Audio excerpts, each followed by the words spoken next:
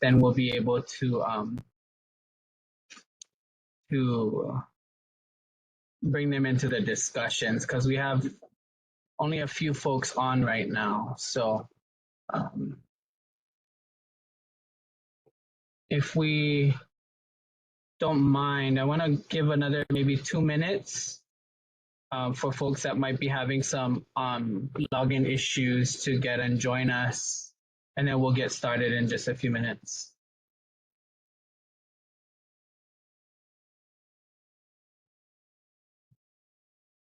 I'm guessing that everybody upload that new update, because you don't know until you have to, sign on. And if it's not something you're on every day.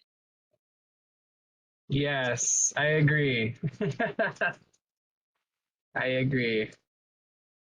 So we will see. Yeah, we'll give another minute or two.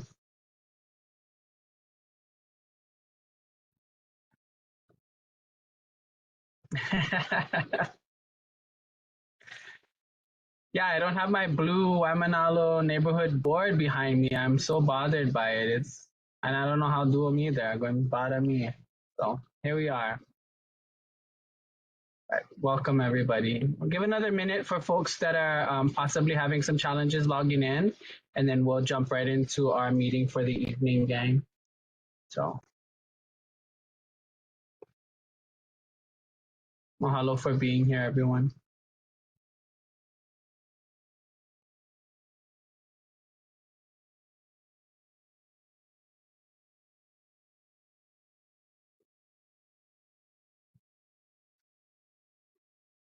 Rachel, as folks start to come in, can you list all the neighborhood board members as asterisk WNB so that they pull to the top of the participants list? That way I can see them when we go through decision making, etc. So there's a way for me to edit their name? Yes, if we're co-hosts, you should be able in your participants list be able to click on the 3 little dots and it'll say edit display name. Okay. So if you don't mind jumping in on that, that would be super helpful. As members come in, if you can do that, be helpful. Okay, gang, it is 7:03. I do recognize that we will have some folks obviously trying to update their WebEx this evening. And so we want to make sure that they have the opportunity to do that. But I do want to be respectful of our time. We do have a very packed agenda this evening. And so I'm going to ask us to kind of bring ourselves into the start of our meeting this evening. At 7:03. Mahalo nui a kākou apau. Thank you guys so much for joining us this evening. This is the Waimanalo Neighborhood Board meeting of the Waimanalo Neighborhood Board number 32. Today is Monday, April 8th. And we're happy that you folks are joining us either online on WebEx, or if you folks are joining us from in person at the Kapala Mahale with the NCO office. We mahalo you folks for making time. We're going to start off really quickly with a pule or an oli. If we have anyone on the call that would like to offer pule or oli before we move into our meeting this evening, that would be appreciated. Do we have any volunteers that would like to offer oli for us this evening? Can be a member of the community, doesn't have to be a board member.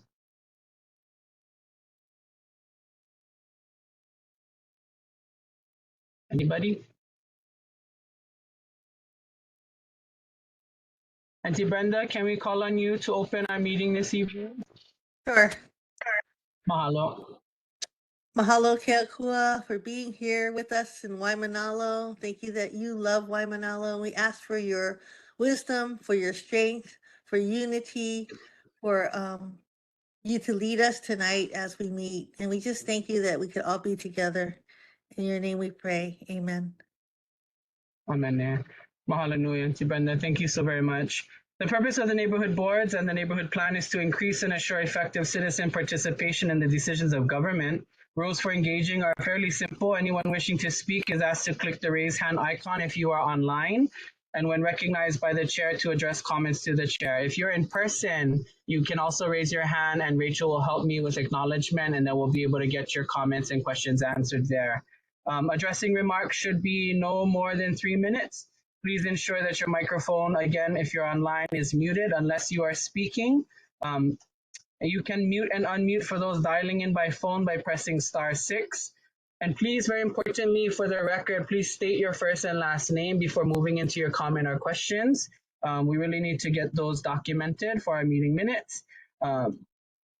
And written testimony may also be submitted via email using the contact information listed on the Neighborhood Commission Office website.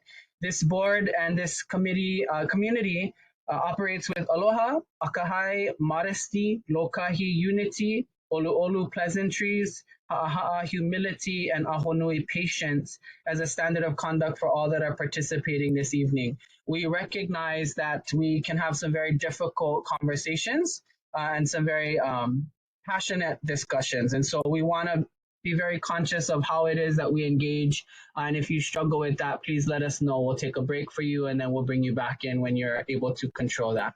But we all hold ourselves to a higher degree of standard of aloha, and we come to expect that within the meeting. And so mahalo nui for that. Notes, the board may take action on any agenda item as required by the State Sunshine Law, HRS 92. Specific issues not noted on this agenda cannot be voted on unless added to the agenda. A 2/3 vote, 9 members of the 13-member board is needed to add an item to this agenda. Adding an item to the agenda, however, is not permitted if 1, the item to be added is of reasonably major importance, and 2, action of the item by the board will affect a significant number of persons. Determination on whether a specific matter may be added to an agenda must be done on a case-by-case basis.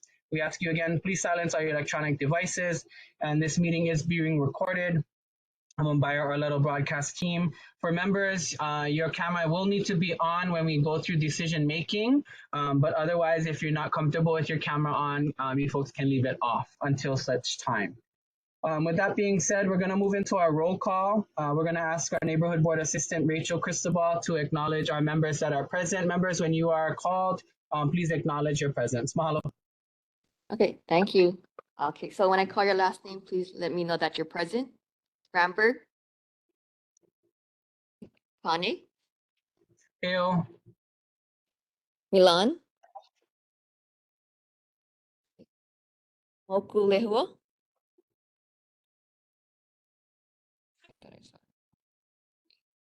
I thought I saw her online. Oh, Yeah, I L. did too. Can you hear Thank me? you. Yes. Oh, okay. You can. Okay. Ni. Here. Thank you. Wellston.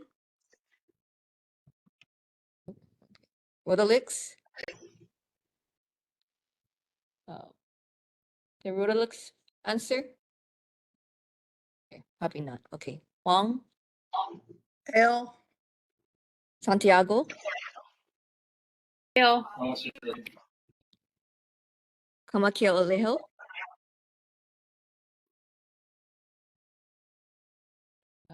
I thought I saw Kuiki online. Let me double check. Kuiki, I think you're on mute still, but I'll note that you're here. Okay. With that, we have 6 members present. We need 1 more person to make quorum. Perfect. Mahalo nui for that. So we're at 6 members present. We have a few that we'll try to outreach to see if they're going to be joining us this evening. They may be, again, stuck trying to download. So we recognize that, and we'll get to that point as we go. So mahalo nui for our members being present and those that are joining us. Do we have any kupuna on the line that would like to share a kupuna ike with us or a story of Waimanalo with us at this time? Any kupuna? We've been carving out time at every meeting to ensure that our kupuna voices are documented and can be heard. Do we have any kupuna this evening present? Okay, hearing none. In light of that, we're going to read from Sites of Oahu as a way of connecting our kupuna and our knowledge of our people. And so we're going to read the first item here just as an expression of time and place. Waimanalo, cultivation. This ahupua has one of has only one large stream from which it takes its name, the water of which irrigates the sugarcane now grown on the lower slopes and lowlands. Much of the lowland now under cane was formerly in taro. Wet taro was by no means limited to the lowlands irrigated from the main stream. The old Kamaaina Edward Nielpio named 9 terrace sections whose water came from small streams and springs flowing out of the high mountain range. These sections ran for 1.5 miles in a semicircle at the foot of the mountains round the broad base of Waimanalo Valley, from below Pu'uloa well towards Pu'uokona. Several of these, now covered with brush, were examined and found to be well preserved. The only taro grown in the district in 1934 was that planted by Edward Nielpio.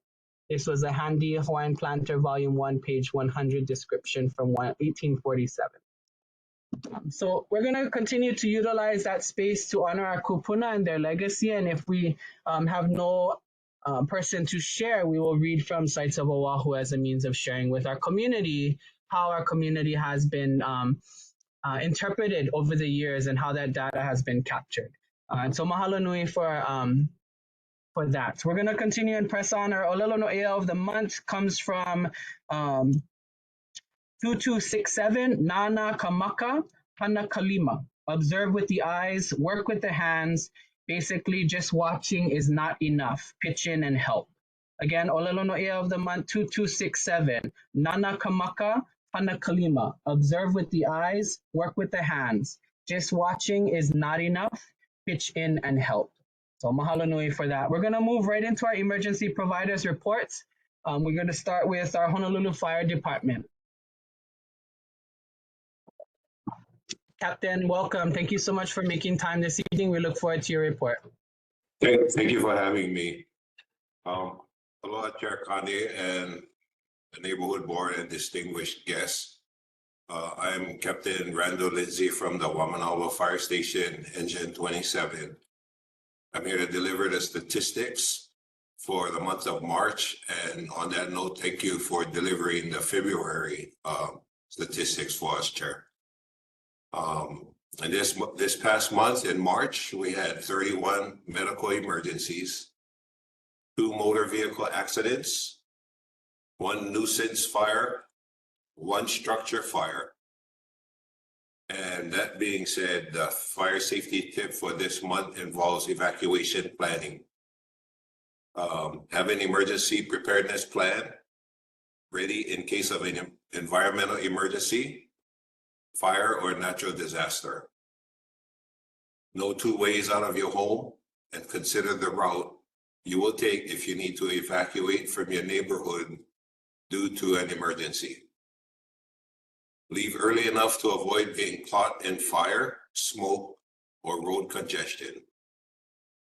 Establish a predetermined location, such as a well-prepared neighbor or relative's house, a low-risk area, or a shelter or evacuation center. Take your emergency supply kit containing your family's and pets' necessary items. If that is any other questions for the chair or any of the members, I can take that now. Captain, thank you so much for the report. Members, any questions for Honolulu Fire Department? I don't see any hands up. Anyone from the public? No members. Captain, I don't see any questions for you this evening, but we mahalo you folks for your service as always. Thank you so much for making time for us today. Thank you for having us. Thank you. Aloha. We recognize Zoltan, member Rudolix at 7:12 p.m., bringing our quorum to quorum. So we have our members needed to make decisions this evening. We will continue on with the Honolulu Police Department. Anyone here from the Honolulu Police Department?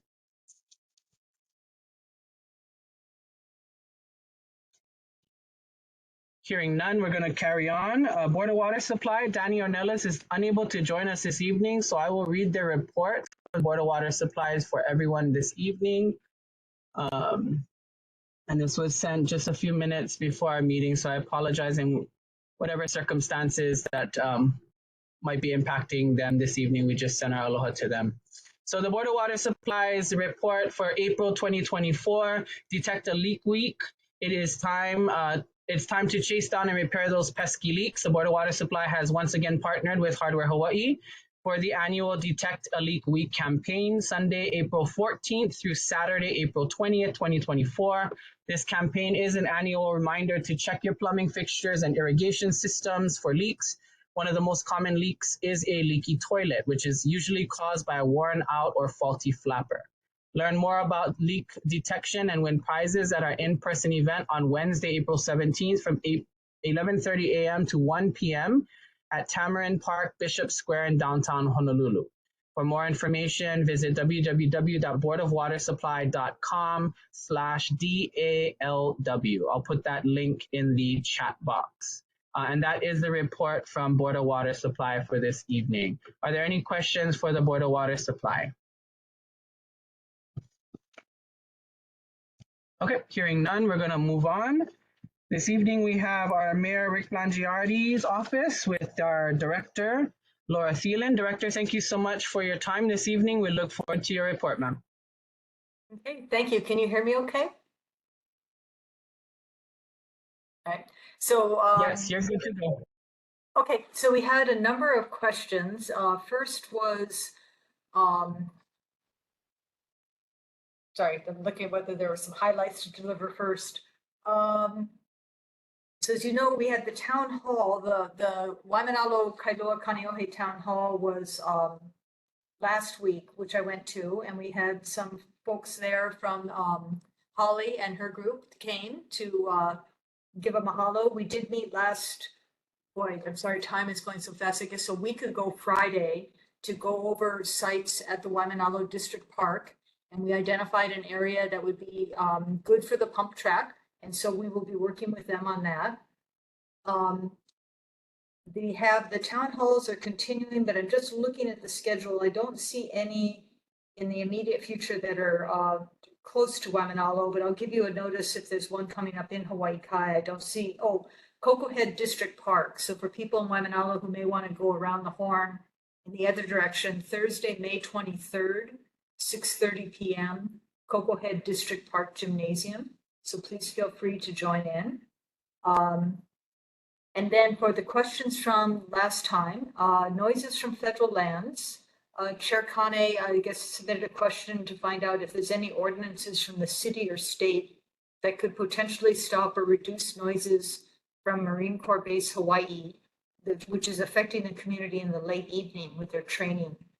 So according to the Department of Planning and Permitting, Marine Corps Base Hawaii is in the F1 Military and Federal Preservation District, and it's under federal jurisdiction, not under the city jurisdiction.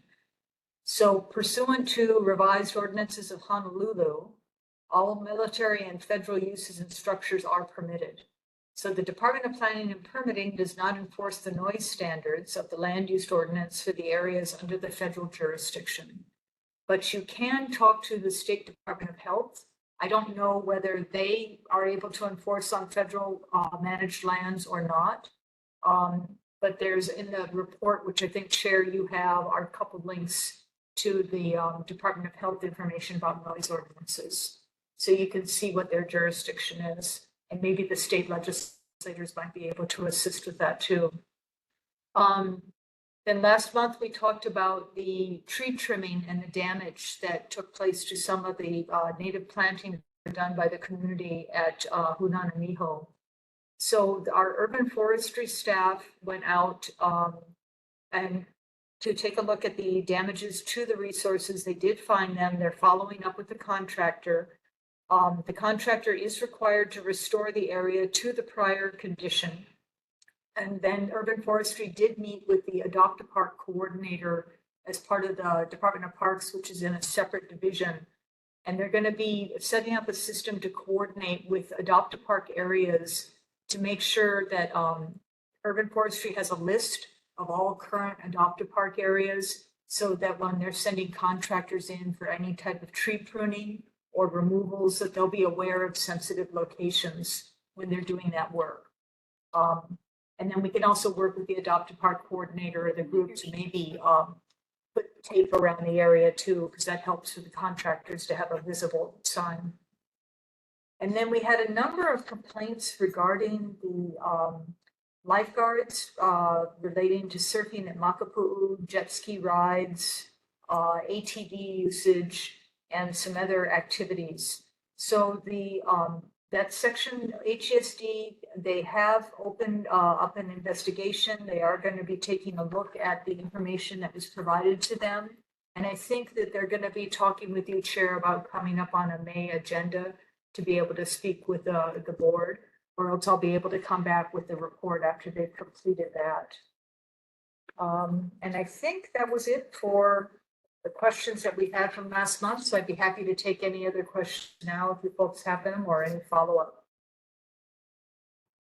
Director, thank you so much for the report. Members, any questions for the office of Mayor Rick Blangiardi? We have Auntie Brenda.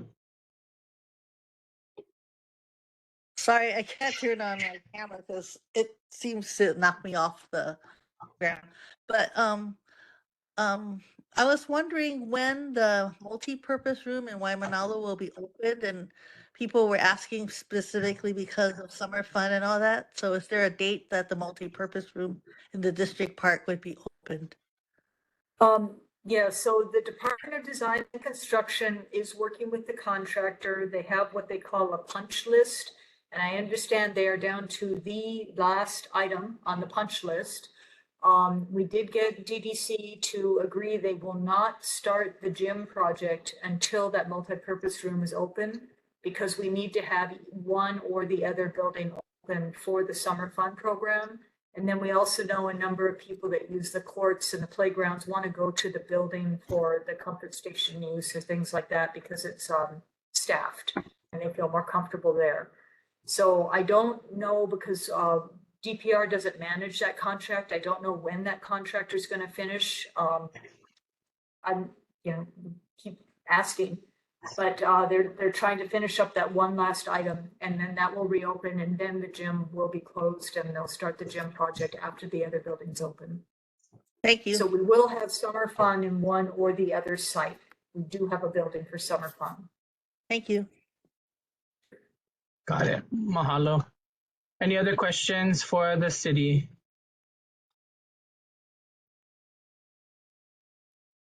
Okay, Director, I'm not seeing any other hands currently. I do want to visit the update with regards to ocean safety. I think it will be important for us to call ocean safety to the table and to the meeting. So if they're interested in that and they're doing that on their own, I will absolutely make time for that discussion. As you very well seen in some of the complaints that were listed, there is a strong concern about public safety. Let alone just process and such. And so if ocean safety has a way of helping ease some of the concerns of the community when it comes to public safety and just behavior, I think it would be important. I was also sent a very disturbing video of a lifeguard at a beach, which was circulating on social media. And I want to address it for the mayor's office and then to ocean safety. I will send it to you, Director, for hopefully investigation. And the reason I bring it up is because it appears that this lifeguard is potentially sharing out loud not to assist an individual who failed to heed directions and went into the ocean. And so was in this video, it appears that this individual is sharing to people nearby not to assist this individual. So I think that's very concerning. But I will forward it to you and the ocean safety team. And we look forward to a very thorough investigation into it. And if there needs to be process understandings, I think it's important. In regards to some of the concerns about where surfing, et cetera, is taking place at Makapu'u, I would like to ask if we could, and whether it's through you and the office of the mayor or whether it's through the governor's office, I think we need to bring DOBAR, boating and recreation, to the table as well, to better understand what some of those rules might be, because it seems to be inconsistent in terms of use. And that's something that I want to make sure that we have time to address. So we will be taking this conversation up in the Parks and Recreation Committee. I'm going to ask the chair, Ms. Brenda Wong, to make sure we make time for that in the upcoming months. just so that we can be aware of what it is that we want to see from our ocean safety team, because we do need and love and support them. And these are very unfortunate circumstances that hopefully are not systematic and is just, a few folks that might need some counseling and some discipline. But to be fair, I just want to share that, what was provided to us is as far as it was given. And so we bring that and elevate it up through your department. Okay. So I'd be happy to take that back with ocean safety. Would it be, let's see here, would it be appropriate for them if they are able to come to be, to maybe step in for the mayor's report, or, would you want to put them on that point on the agenda, or handle it differently? Yeah, I'll definitely plan a lighter agenda in May so that we can have that discussion during this piece with the governor. I mean, with the mayor's update. I think that would be appropriate.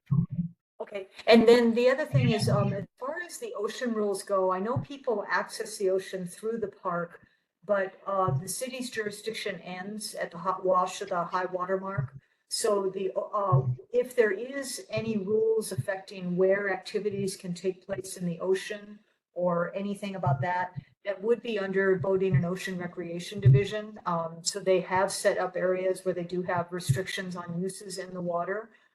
And if you could work with the state senator or representative for the area on getting the information from DOBOR, that would be helpful, because I'm not necessarily going to be able to draw that in. Sure, I recognize and acknowledge that.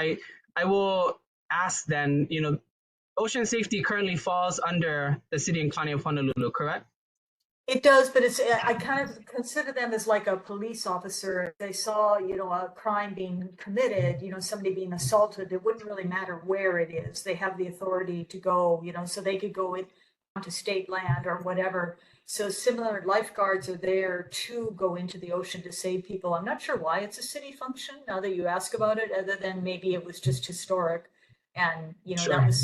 they sit on the land and Yeah. they're not in, but they actually used to be part of the park department, and then they became into the safety, and then ultimately it looks like they're going to become their own department.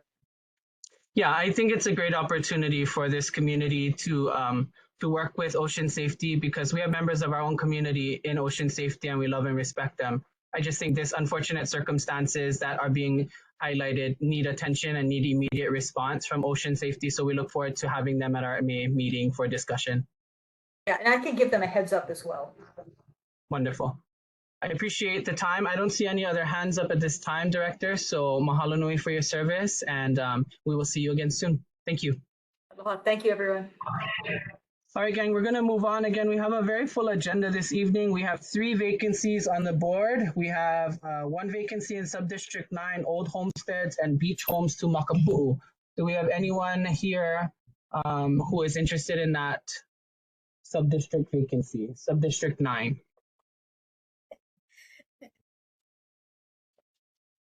Okay, hearing and seeing no hands or voices, we're going to move on. Subdistrict 11, anyone in the Hale'aupuni area? Rachel, did you by any chance get a call or an email from a community member who was interested in that with a question on kind of street address?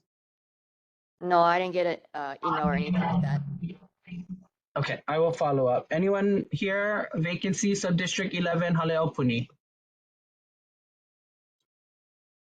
Okay, seeing none, hearing no voices, we'll move on. Do we have anyone here interested in the at-large position? The vacancy of at-large.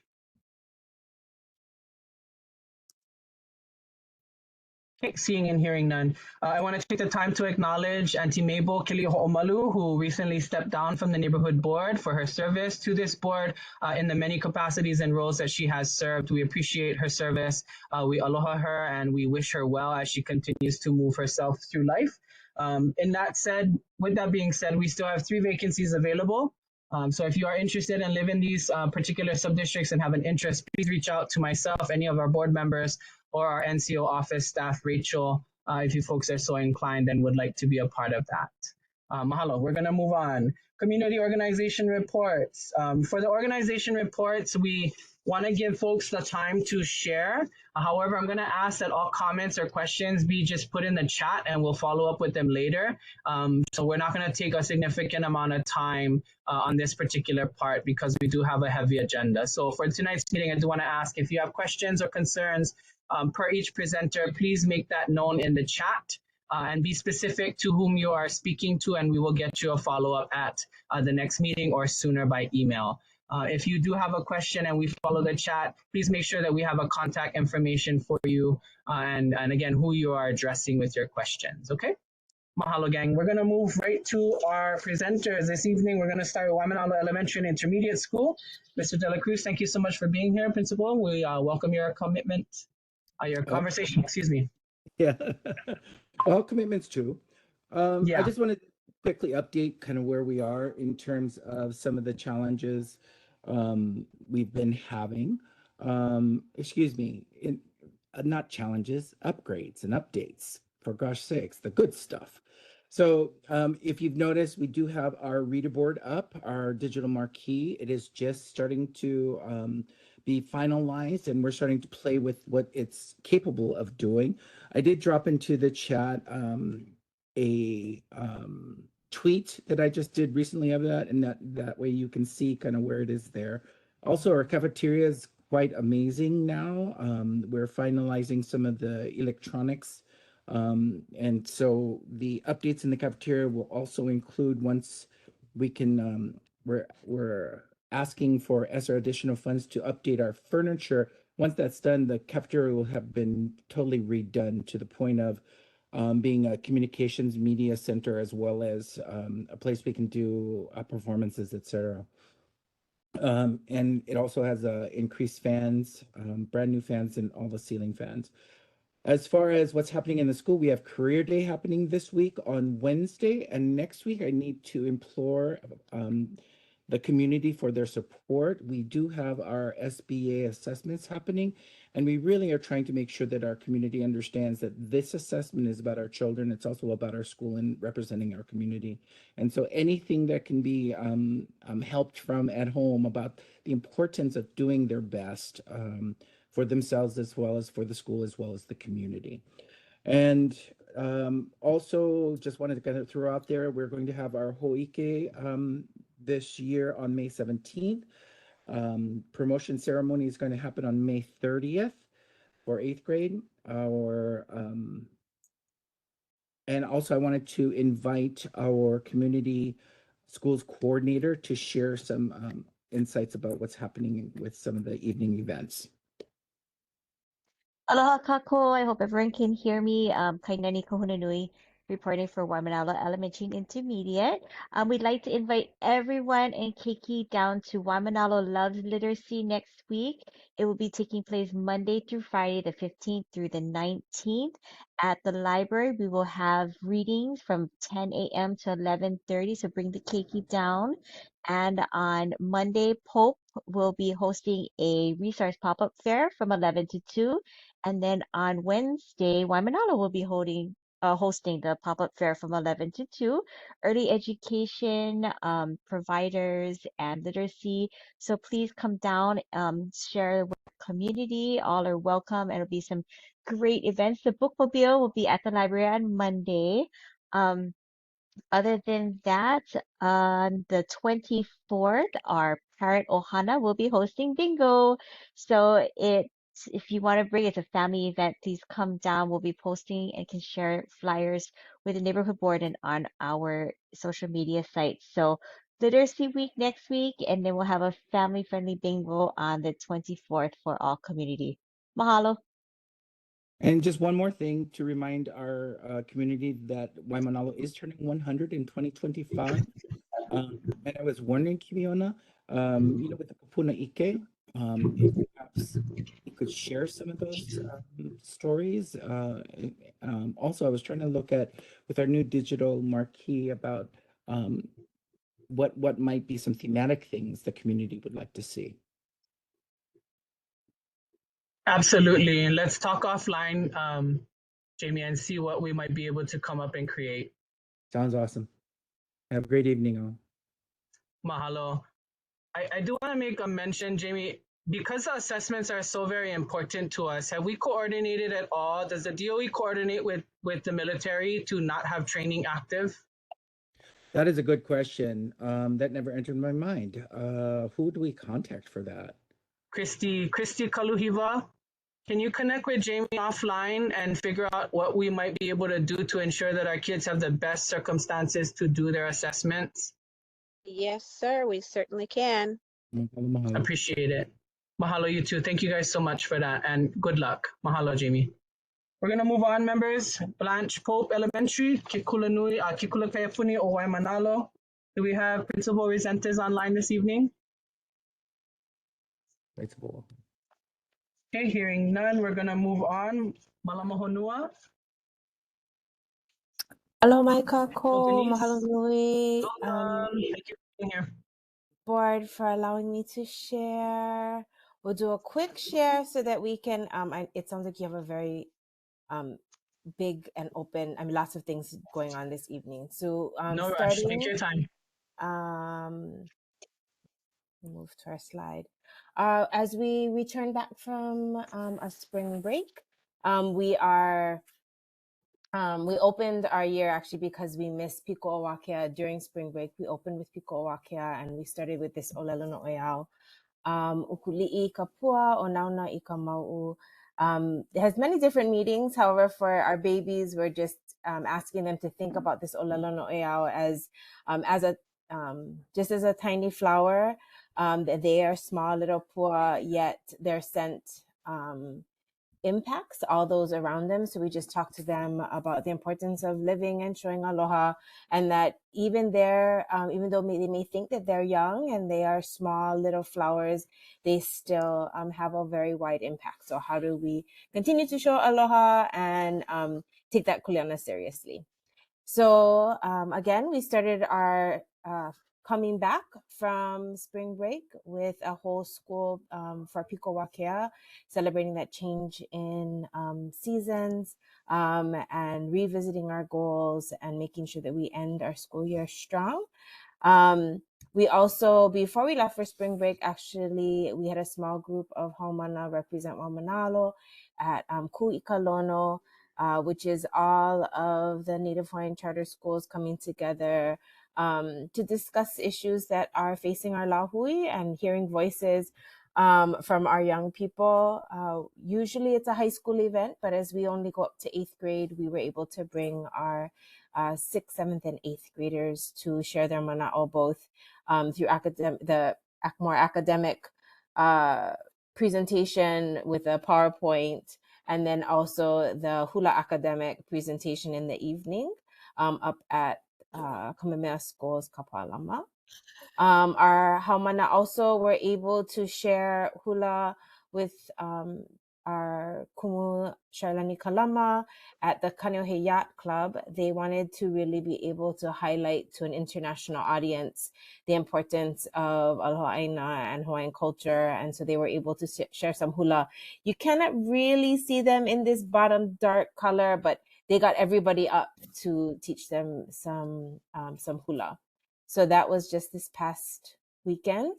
And then just to round everything off, our kumu were able to engage to very generous grants together, learning in Aotearoa with our Maori whanua. They are helping us to be reflective and learn from their amazing messages of how do we build a foundation, our kahua, that is based on cultural values and practices in order to ensure the success of our future generations. So that was an amazing opportunity for our kumu this past break. Oya valeno. Mahalo nui po'okumu. Thank you guys so much, and congratulations on your folks' achievements. Continued work. Thank you very much for being here. Again, for those that are participating for community orgs, we're going to ask you to put your comments or questions in the chat. Make sure that you're addressing the individuals or the entity that you want, and please make sure you have a contact that we can share. So we can get you the answers that you might be needing. Mahalo. We're gonna keep moving, gang. We have next up Hui Malamo Kikai. Hearing none, we're gonna move on. Windward Community College, Chancellor, welcome this evening. Thank you for making time for us. We look forward to your updates. Thank you so much, Chair Connie, and thank you to the board for allowing us to be here. So I have two really good newses and then two kind of sad newses that I'm going to share. The first is Castle Foundation has funded our Ho'ole Scholarship for 2 more years. So if you have a senior graduating from high school, then you can apply. They can apply for Ho'ole and their FAFSA. If for any reason their FAFSA does not cover any part of their tuition, we are going to cover their tuition. I'll put the website in the chat for that, and I'm freely available to help filter people if you have any questions about it. It's for Windward area residents, primarily from public schools, but if you have an exception, let me know and we'll see if we can help you. For example, if your child went to Kamehameha schools, but they're coming back to Waimanalo, we're going to try and help them. Okay, that's the first good news. Second good news is our Halau Hikili Middle College. Your students can study at both Kailua High School and Windward Community College at the same time, primarily based on our campus with all its resources in the Malu of Keahia Kahoi, finishing a certificate in Hawaiian knowledge innovation, but also actively engaged with Kailua High School so they can do sports. They'll be there on Fridays for assemblies, and even more importantly, they'll be engaged every week on Huaka'i within the community to work with Native Hawaiian nonprofits, businesses, and other organizations to gain experience and skills and network while they're in high school. So I'll also put that in the chat. And then the sad news, we had a bill for mental health tech that WHAM did not choose to hear, so that one died. Good news about that, we will be offering a cohort to Honolulu Police Department based on trauma-informed care and awareness, and also a cohort to adult corrections officers throughout the state to, again, help us to better serve our family and community members in these vulnerable populations. And then my other piece of less than happy news is while our 3 incarcerated education specialist positions made it through the House budget bill, the Senate took them out, and I'm very concerned about that. We're the only college offering degrees within incarcerated facilities within the state. We're in the women's facility, the youth facility, and Halava. We do our AA Hawaiian Studies at Halava and are adding it to the women's, where we also do the AA Liberal Arts, variety of courses with youth. We've had grants since 2016, which founded and began this work, and we really need that buy-in so that we can continue it because we've shown the impact. 3.4 GPA, 92% success rate. When our family members who are incarcerated are given the chance to work on their education and grow their skills, they step up and have really shown that they're willing to do the job. Okay, that's everything. I'll watch the chat. Mahalo nui for this time. Chancellor, thank you so much for the update. We look forward to working with you further in the Education Committee. Thank you very much. Members, we're going to move on. Do we have anyone here from University of Hawaii College of Tropical Agriculture and Human Resources? Auntie Ilima?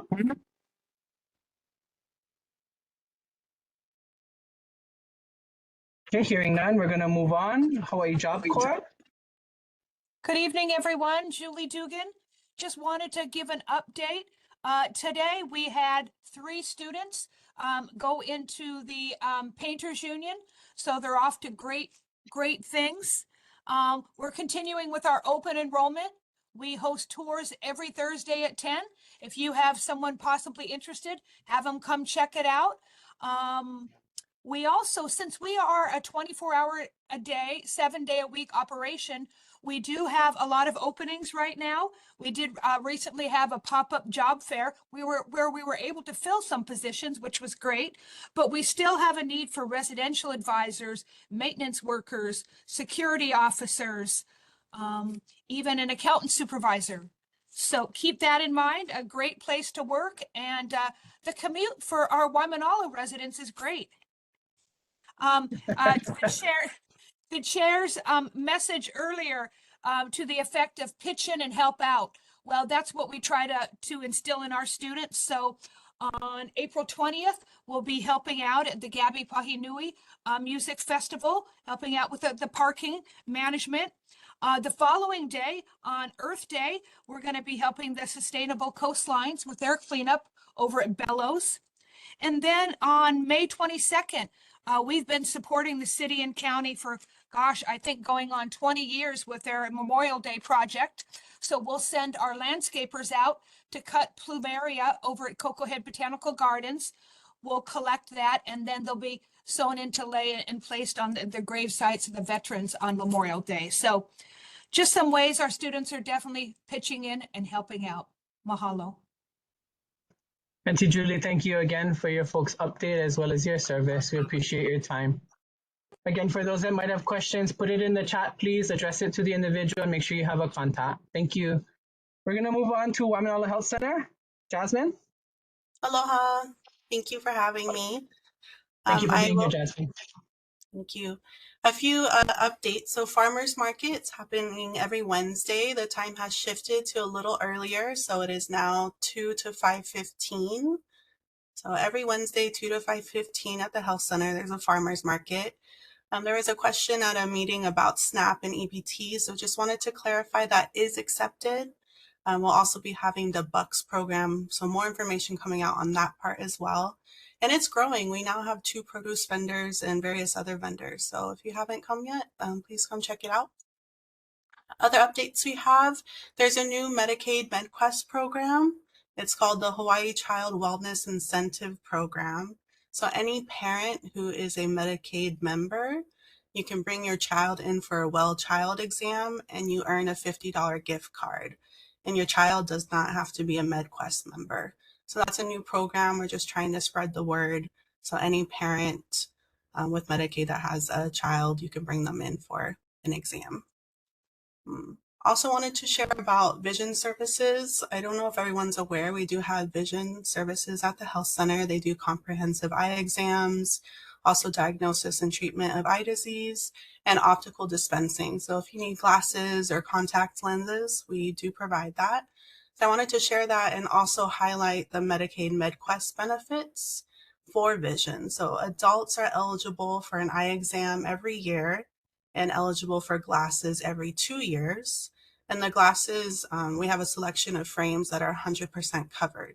So if you need an exam or glasses and you have Medicaid MedQuest, please come see us. It is covered. And then for children, they're eligible for an eye exam and glasses every year through the MedQuest program.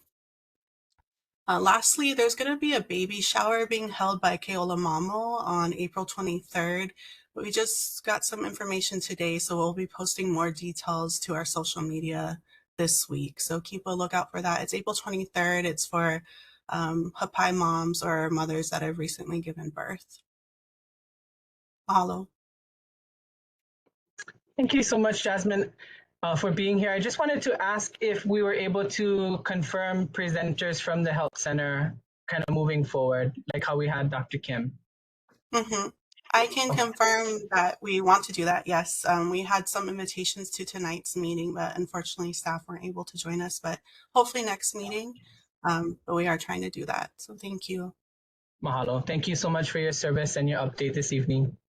Thank you. Thank you. Members, we're going to move on. Do we have anyone here from the Homestead Association? Waimanalo Homestead Association. Hearing none, we're going to carry on. Bellows Air Force Station, Major Chen. Bellows Air Force.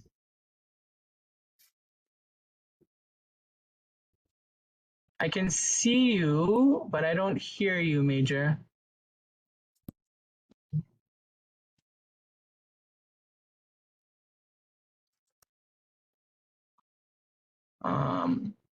Okay, why don't we take the next one and then we'll come back to you, Major, and we'll see if you can get your audio to function. We're going to move to Marine Corps Base, Hawaii. Chrissy Kaluhiva, welcome, my dear. Thank you so much for being here. Good evening, Chair. Christy Kaluva. Oh, wait.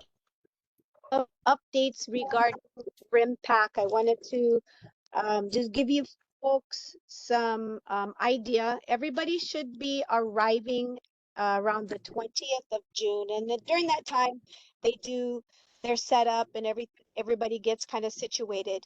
At the ending, they do an environmental briefing. So everybody participating gets a brief on what environmental responsibility and the environmental importance that is specific to Hawaii. Um, um, sorry, I'm looking at my very small phone. So everything is on the phone tonight. Na, na, na, na, na. Beginning of June, we should see some small boat exercises in Waimanalo, small rib boat, um, sometime at the beginning of June, June 2nd, along with Hilo aircraft in the middle part of July. There is an event scheduled, a DV event, where Chair, I do believe you will receive an invitation, and I've requested that if other board members are wanting to come to the DV event, this is at the ending of July, that if you folks would name the chair who are interested in attending, then I'd like to put those names forward to anybody who would like to come to the DV event. Those are just things coming up with RIMPAC. And as they begin to tighten up those planning, I'll keep you guys posted. That's what I have scheduled so far. Everybody coming in and everything will start to get tightened up. One thing I wanted to share some good news. On May 9th, the Marine Corps base at the Senator Favela, he put forth a resolution requesting that all installations in Hawaii fly the Hawaii state flag. And CEO Colonel Bevan, he wanted to just move forward with that, and he said, "Let's just do this. Let's not wait for the legislation to say yay or nay. Let's just go for it." And so on May 9th, we're going to go ahead and do that with a formal ceremony, and invitations will be sent out. Each of the chairs from Waimanalo, Kailua, Kaneohe, Kahalu will all be invited. And again, I'd like to extend that if there are members who are interested in coming, let me know. We're just beginning to coordinate that event. And we've invited, obviously, all of our legislators, our senators, to come to that, as well as key leaders. Kawai Kapu will be doing the blessing that morning. And that is all that I have for tonight. And I did put into the chat to Principal Dela Cruz my personal cell to give call at any time.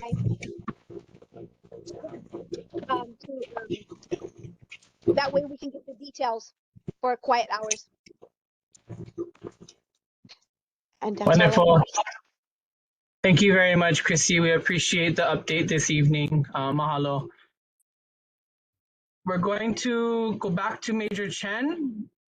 I do see that you commented some stuff in the chat. Have you want to try your audio?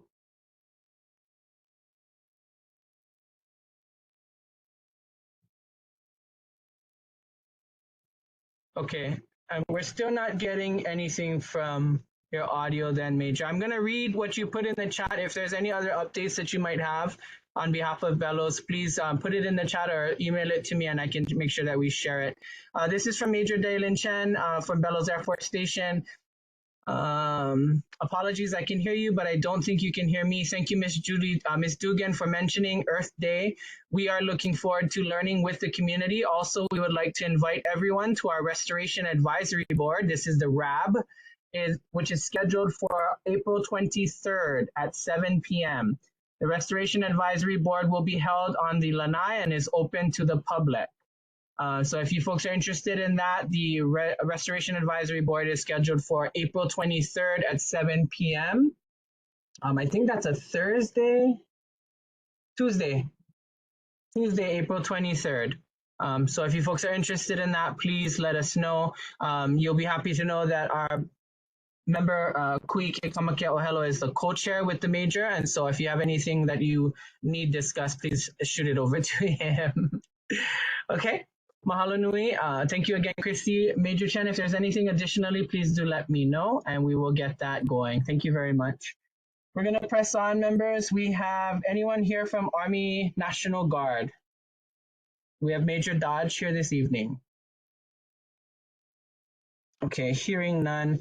Actually, if I can go back to Major Chen, I know you cannot speak on this, but do you have an updated contact for the National Guard that we might be able to reach out to? We've sent invitations, but I don't know if there's been an update. But if you could look into that, and even Christy, if you have a contact there, that would be great too.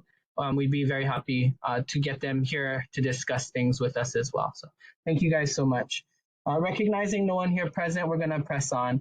We have residents' community concerns and announcements and public reports. We're going to start with sustainable coastlines with RAF, and then we do have two others that made themselves known prior to the meeting. So we have Brian from the Department of Transportation. We'll take Brian's report after sustainable coastlines. And then we have Pua and Christy this evening also to share an update. I did see Austin Kino. Austin, are you here this evening to share an update as well, or just to listen? If you can just put that in the chat, that would be helpful. And if you are here to share an update or a community concern, please make yourself known in the chat and we will call it out as you folks come through. So mahalo nui, we're going to start with Sustainable Lines and Earth Week. Thank you so much for making time this evening, sir. The time is yours. Absolutely. Yeah. Aloha, everybody, and mahalo for having me. Just wanted to give an update on our Earth Week instead of Earth Day festivities that we're having this year. In the past, as many of you know, we've had very large-scale cleanups at Waimanalo Beach Park. Last year, 2,200 people came, and we made some adjustments based on a lot of feedback from that. Not that anything was really bad, but that it was a bit overwhelming just having that many. And also the Waimanalo Beach Park hasn't been as dirty as it has been in past years, which is obviously a good thing. But we wanted to make sure that we were having impact rather than just doing it for the sake of doing it. So this year we are changing it up a little bit, and we are going to do 4 days throughout the Ahupua'a, starting at Bellows Beach Park on the 21st with a cleanup, and then moving Malka from there. We're going to be doing a work day at Go Farm, learning about the farmer training program there. And then another work day at Full Circle Farm where we're going to be learning about composting, and then finishing the day with the Nation of Hawaii, or finishing the week with the Nation of Hawaii on the 27th, Saturday, restoring lo'i and just, trying to make the connections between all of those different places. We're expecting probably maybe 1,000 people throughout the week. Everybody is welcome. I dropped the link for the signups into the chat so anybody can sign up there.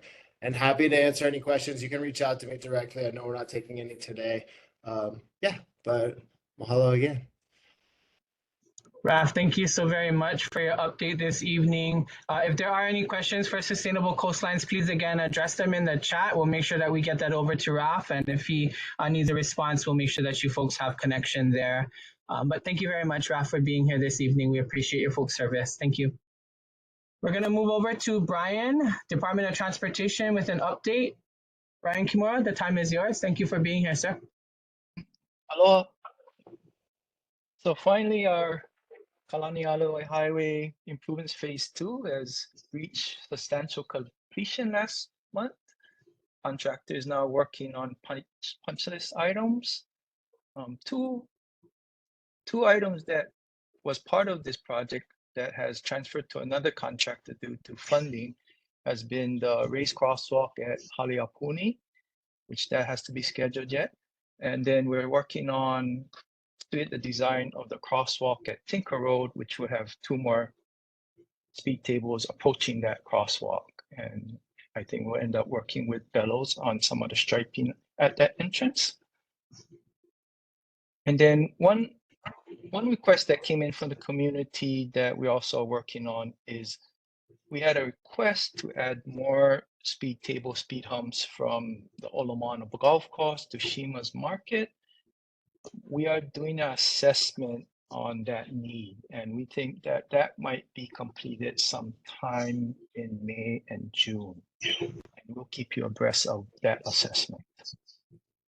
And that's all I had for now. Ryan, thank you so very much. I appreciate you being a part of the discussion and the community through this time.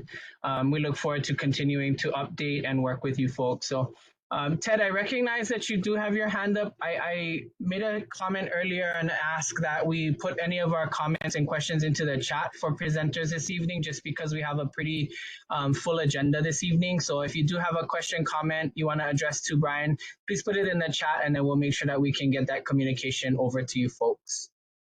It's not how we normally do it, but in the sake of time this evening, I'm asking that we take that route this evening. So, Brian, thank you very much for being here. We look forward to continuing to work with you. Mahalo. Okay, mahalo. All right, members, we have Pua and we have Christy here this evening. Pua, the time is yours. Mahalo nui. Anoa ke aloha kako. I'm Fua o e Lele. I'm very honored to be here to talk stories with you guys and raise some community concerns.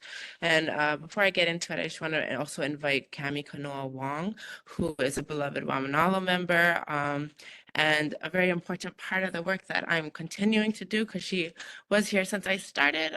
So I come to you as a Hawaiian birth worker that is currently illegal in Hawaii. And I can never say that without wanting to just like, how did this happen? And it's a very huge concern, not just for, you know, birth workers, but it's for any Hawaiian that how can we be illegal in our homeland? Any practitioner is now being threatened. And it's something that it's not something that just happened, but it's something that has been a problem in our community for many generations. And currently, we're just here, Christy and I are here to update that there is a current court case for Maui birth workers that are suing the state of Hawaii. And they are backed by the Center of Reproductive Justice as well as the Hawaiian Legal Court. And these are national organizations that really care about reproductive justice and really do their homework. And so there may be a lot of questions and concerns about the history. We are here to answer as many questions as we can and just maybe start the dialogue for it. And with the time that I have, I really just wanted to, as I'm, you know, here trying to understand this issue, what was brought to my attention as I was doing my genealogy work, that this isn't even like 3 generations old. It can go all the way back to the Kingdom of Hawaii. And so in 1867, I learned that I have a grandfather who was a kahuna la'aulapa'au or kahuna of many different healing practices, some of them being birth. And the only reason I have his records written down was because he was advocating to the Board of Health that there be licensure pathways for Hawaiian health workers. And as I found this, I was so amazed that some of the things that he was doing is what I was doing and I'm trying to do now and bring back into the consciousness. And I'm going off of his words and not of the physical practice that has been passed down in my family.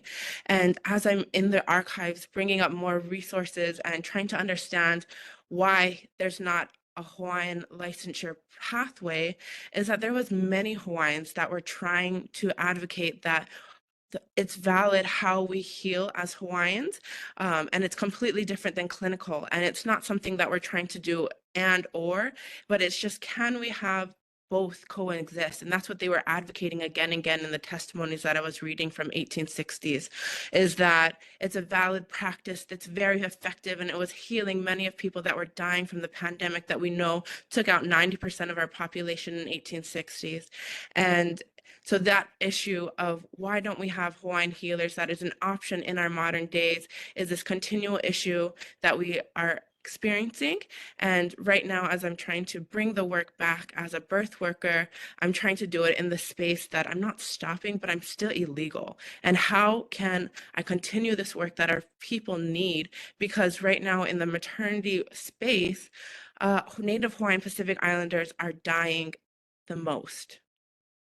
And so we were told that clinical was the best way for our people.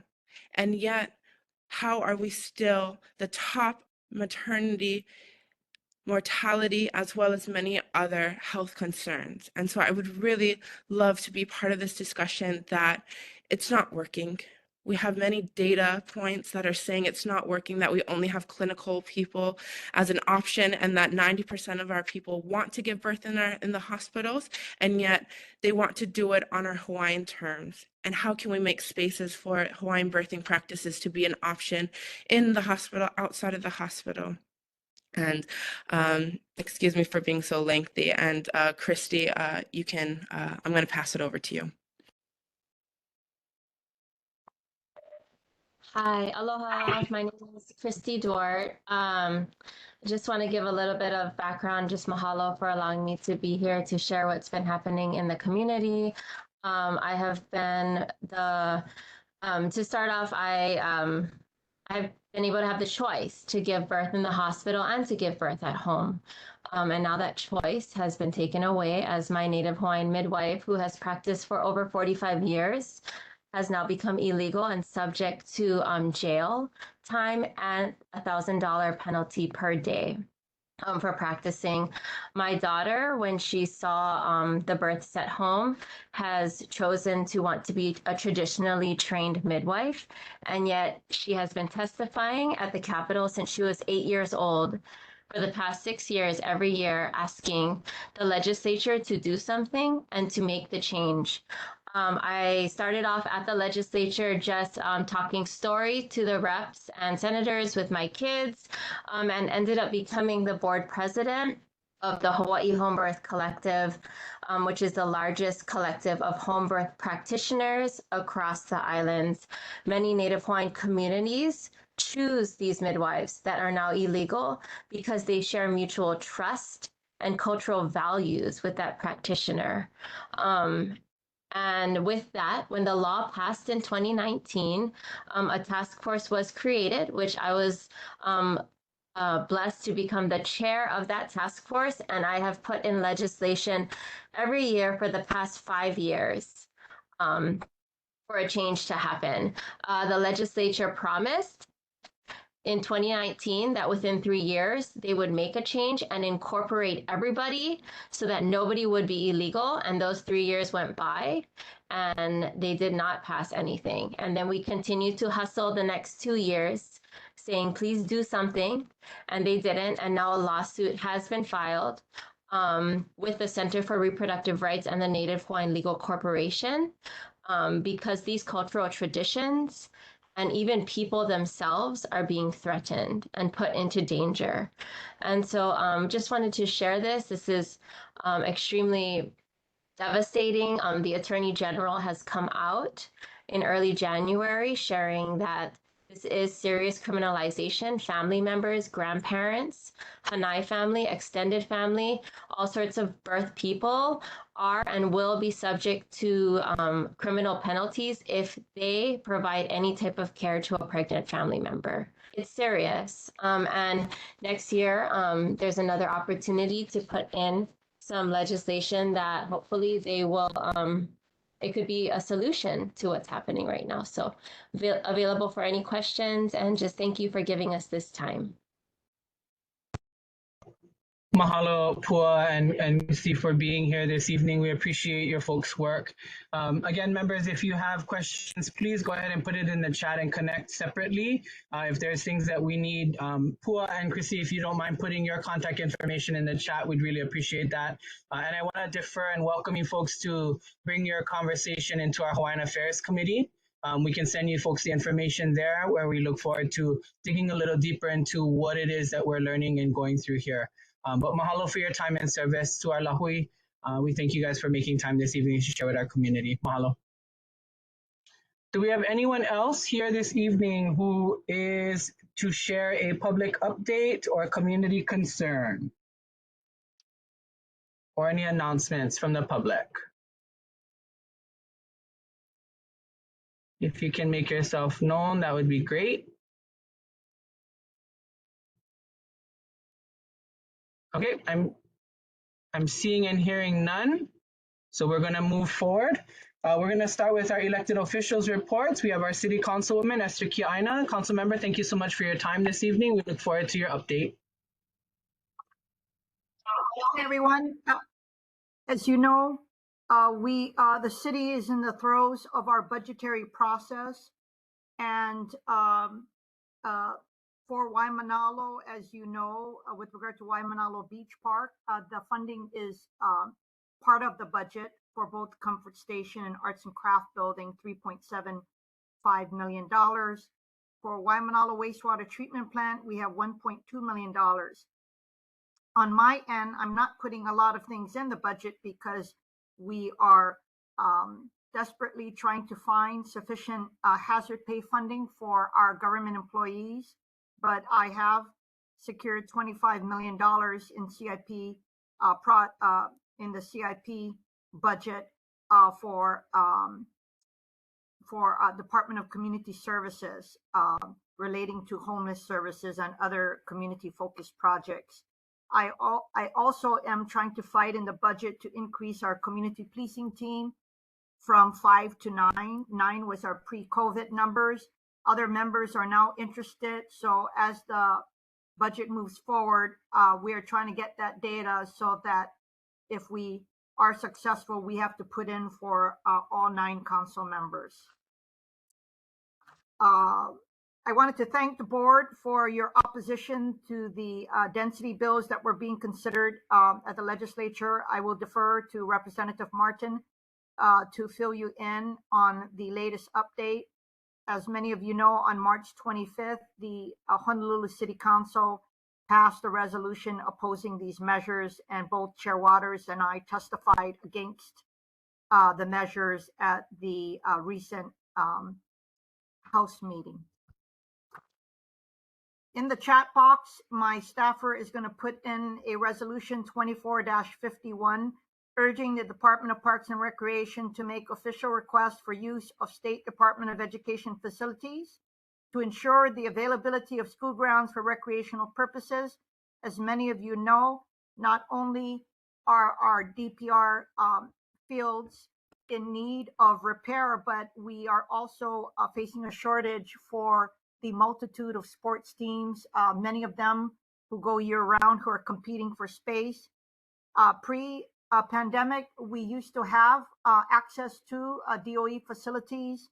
And so at the committee hearing that we had recently, Director Thielen had committed to working with us and the Department of Education to see if we can move this initiative forward.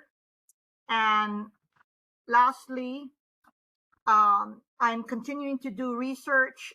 There's concern throughout the district with regard to both electric vehicles and electric bikes that are going on our beaches and in our parks.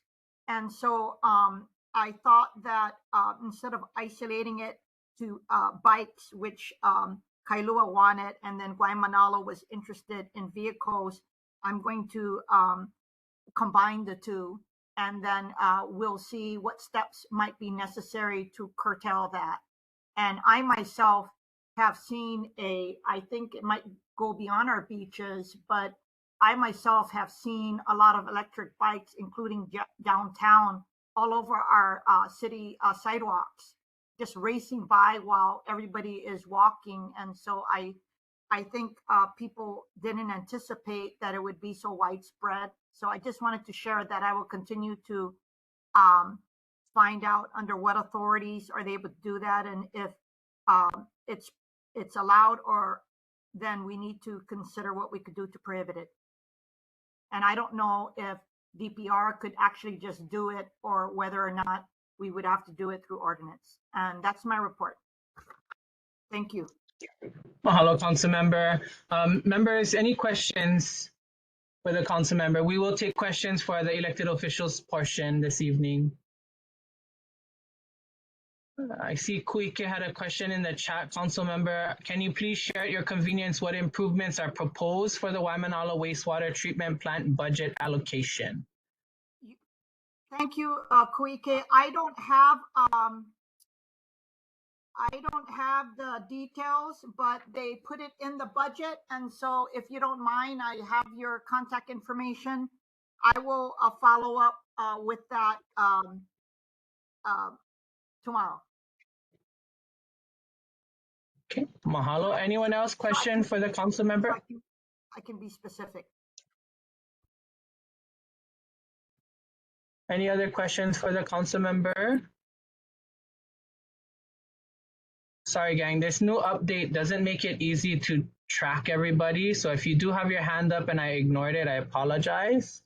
But I don't see any hands up. Is there anyone from the public questions for our council member? Okay, hearing and seeing none. Councilmember, mahalo nui for your service. We will definitely be in touch with some of the upcoming work that we would love to see and partner with you on. Thank you. Take care.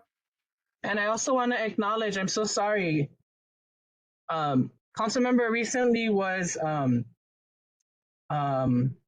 what is the word? You were awarded recently. And I just want to make time to acknowledge that you were recently, and I'm drawing a blank on what it was you were awarded. I'm so sorry. I even took a screenshot of it. It's a women's group. It was Seroptimist. Seroptimist, thank you. International Honolulu bestowed on our council member a Ruby Award for improving the lives of women and inspiring and encouraging other women. Her nonprofit choice for monetary donation for the award is the American Legion Auxiliary Hawaii Girls State Program. As a 1980s alumni, and I'm so sorry I'm stealing this from your Facebook page. As a 1980 alumni of this leadership program, you got your first foray in Washington, D.C. representing Hawaii at Girls Nation. We elevate you and we mahalo you for your service and congratulate you on your achievement. Thank you. Chair Kane, if you don't mind, I just want to say something about our commissions because a lot of women do a lot of things, but I think that they, I've been fighting for gender equity on our city boards and commissions, and I was proud to report at that event that we've made a lot of progress. And for both our planning and police commissions, we have a majority of wahine on the commissions where we didn't have that before. And I understand that for the planning commission, it's the first time in history that the majority are wahine. Anyway, thank you so much for your kind remarks. Mahalo. Well done. Thank you very much. We're going to move on, members. Do we have Senator Chris Lee here this evening? Okay, hearing none. Senator, State Representative Lisa Martin. Rep. Martin, thank you so much for being here.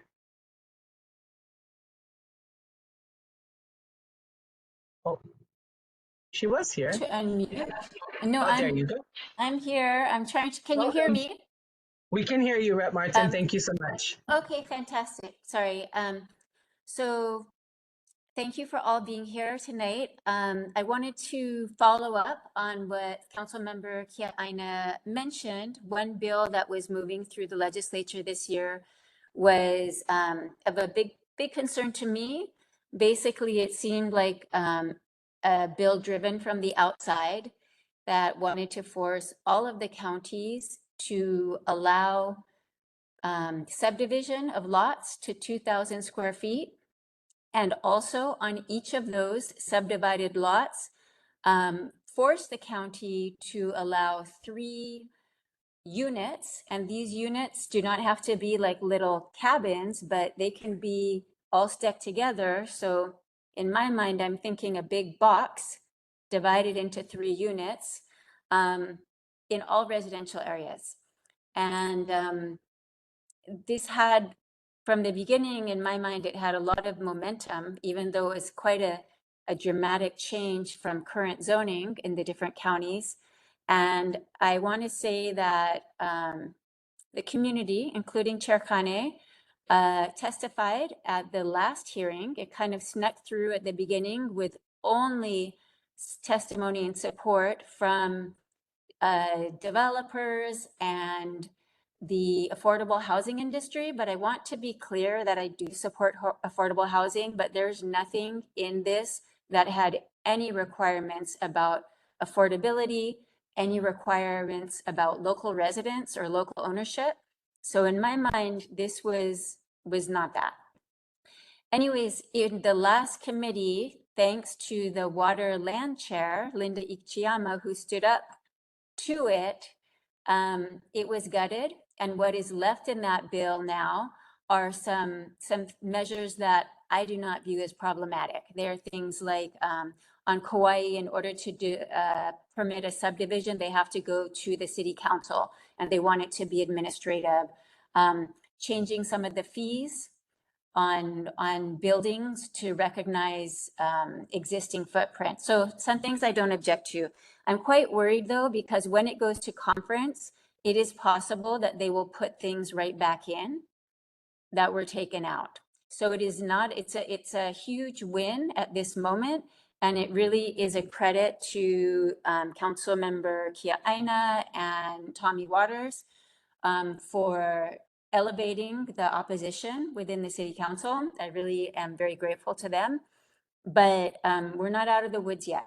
So if you feel like writing anybody, feel free. I feel like Representative Tarnas from the Big Island, he is in favor of the bill, but he really supported Representative Ichiyama, who is the chair of Waterland, when they were in committee, and respected her right to oppose it and stood up for her. So if anybody wanted to write Rep. Tarnas and say thank you and please hold your ground in conference, I know that there will be a lot of pressure to put everything right back in, or put some of it right back in. So I really appreciate that. So that's one thing. Another thing I wanted to mention is, again, the community has really been, I hate to keep bringing up the chair, but he's just involved in everything. So has been involved in invasive pests. And we have had, as you know, a lot of trouble with the Department of Agriculture with our own nurseries in Waimanalo not following best practices, which have probably contributed to what is a pretty terrible situation with little fire ants spreading in Windward, Oahu. And they did, fortunately, institute some interim emergency rules. So now there are stiff fines if somebody knowingly spreads material with LFA, plant material, then they can, or sells it, they are fined $10,000 for a first offense and $25,000 for a second. And there's, yeah, so that's a big change in the right direction. In addition, the good news is Lanikai, which has the worst infestation right now, it had 7 pockets, and each pocket being some of them up to like 40 houses. That is under treatment as of 2 weeks ago. It took a long time to kind of get everything organized, but it is now under treatment, and that's kind of a good model. Our other infestations are much smaller, so they should be more manageable. Unfortunately, treatment is something that has to be repeated every 6 weeks for a year, because these ants nest really densely within a yard. They don't move real fast unless somebody puts them in the back of their pickup truck, in which case they can move at 65 miles an hour. But otherwise, they're very slow moving, but they will nest like every few feet. So, so anyways, the idea is you treat every 6 weeks for a year to really wipe out the population and then monitor it. And the good news is the treatment is very effective and it's not toxic. And I have been personally involved now. I know how to treat. You squirt a gel in the trees and you sprinkle a bait on the ground. It's not hard and it works. So I'm really hoping that we don't have to use it in Waimanalo, but if we do, we'll be ready.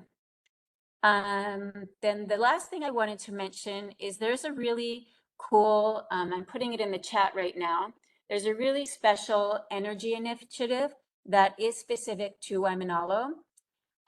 It's only, unfortunately, it's only for DHHL, so it's not for everybody, but I'm hoping that that community will take advantage of this. And I pasted the name of Nicole Rodriguez with her phone number in the chat, and she would welcome a text. And they have the program right now just for 20 ohana, and there's another, they have 10 so far, they have looking for another 10 more. And you have to have a HECO bill that's at least $200 and have at least 4 people in your household. And again, it's for DHHL. And they will do a comprehensive energy audit of your home for free. Then they will install a home energy monitoring system, which is $600 for free. And this is the best part, they'll give you a new high efficiency heat pump water heater, which is a $4,200 value that really cuts down, it's very efficient at heating the water. And it's worth calling and signing up because even when they finish this round, there will be another round in August. And in addition, this organization just succeeded in getting a grant to do photovoltaic solar panels on roof and battery storage. And the way they'll set that up, so they're not ready to implement right now, but you might as well get your name on the list. The way they'll set it up is people will pay for that system in the same way that you pay a monthly bill. But instead of your monthly bill going to HECO, that monthly bill or that payment goes to paying for that system. And at the end of a certain period, you will own that system. And then you will have no monthly bill. So I really want to see everybody take advantage of this. So please talk story with Nicole. She's happy to help. And with that, I'm open to any questions. Martin, thank you so very much for that update.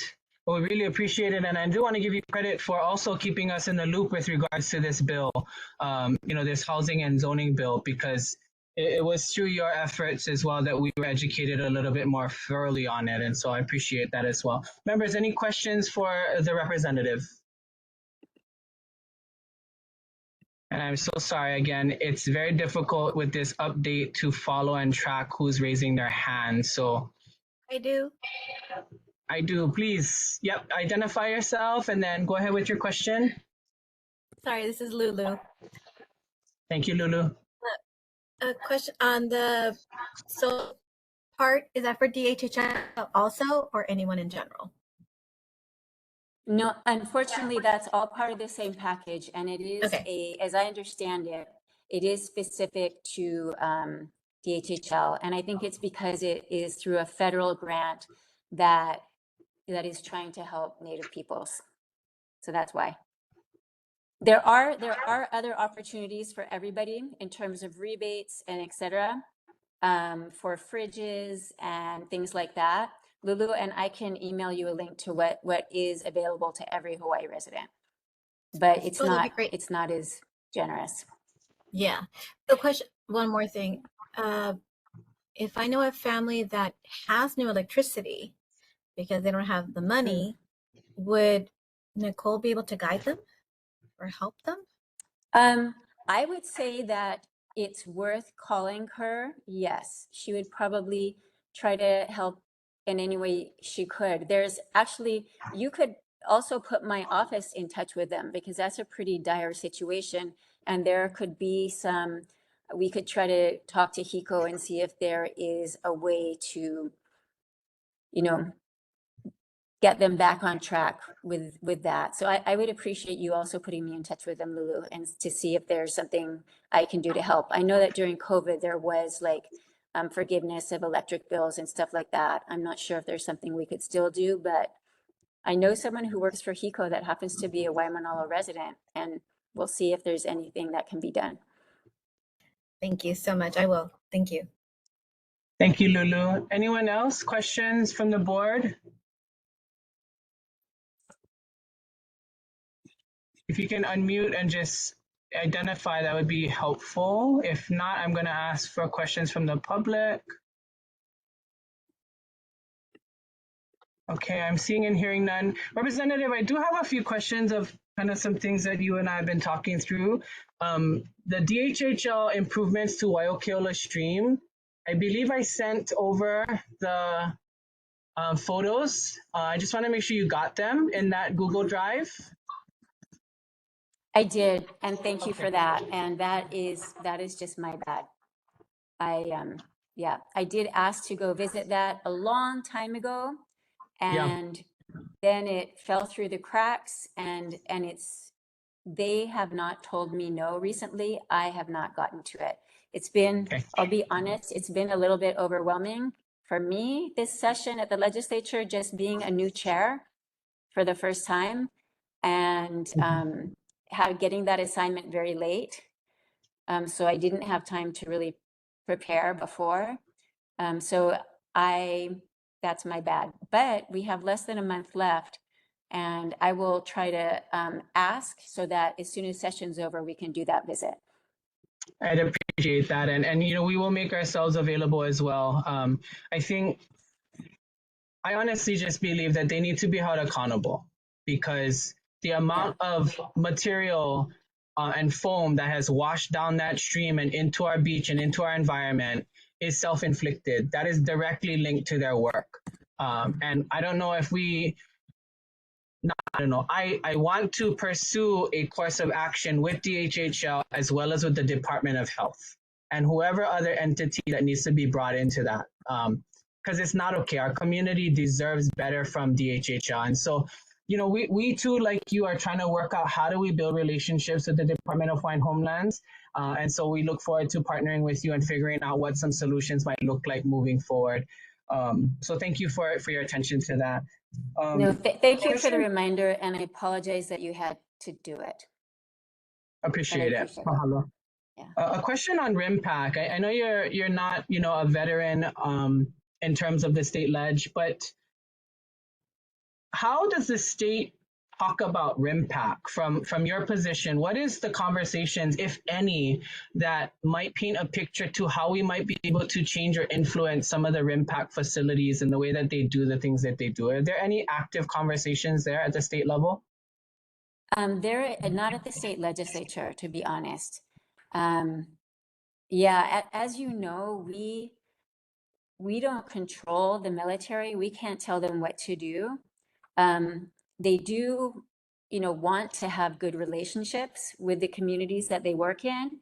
And I feel like because of that, we do have some leverage, but only so far, right? So to the extent that they feel that RIMPAC is very important to their mission, to their, developing their capabilities, et cetera, it's not the kind of thing that they're not going to do.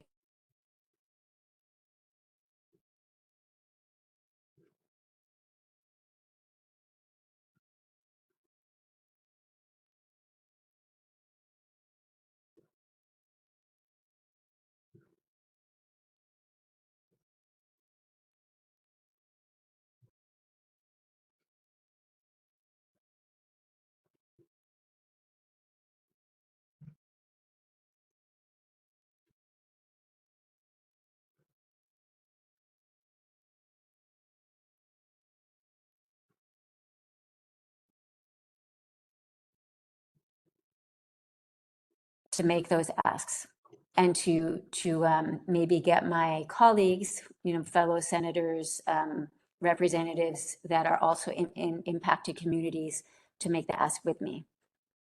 Yeah, I hear you on that with regards to not, being able to tell them. However, I don't believe we've ever asserted ourselves in a way before. And even if it's asserting and being on record and documenting in whatever, I think that's where we are right now. This RIMPAC year for us is a wake-up call. This is something that I will let you know and let all of our elected officials know. We have to start consolidating our voices in a direction, and we are going to be taking that lead, representative, in our Hawaiian Affairs Committee to talk about and what is our stance going to be, and even if it's not heated in any way, shape, or form, at least we made it present. Yeah, in the ways that make sense, and we will continue to pursue because there are different mana'o surrounding RIMPAC, and as you know, our communities all across Ko'olaupoco are impacted by it. And so, this is just, I think, a great opportunity for us to get a voice consolidated and put on record for them with people like Christy, with the new commanders. It seems like our days of just allowing and letting things happen, we're done with that. Yeah. And so I think we've come to a point of recognition that we deserve their attention, and they need us more than we need them.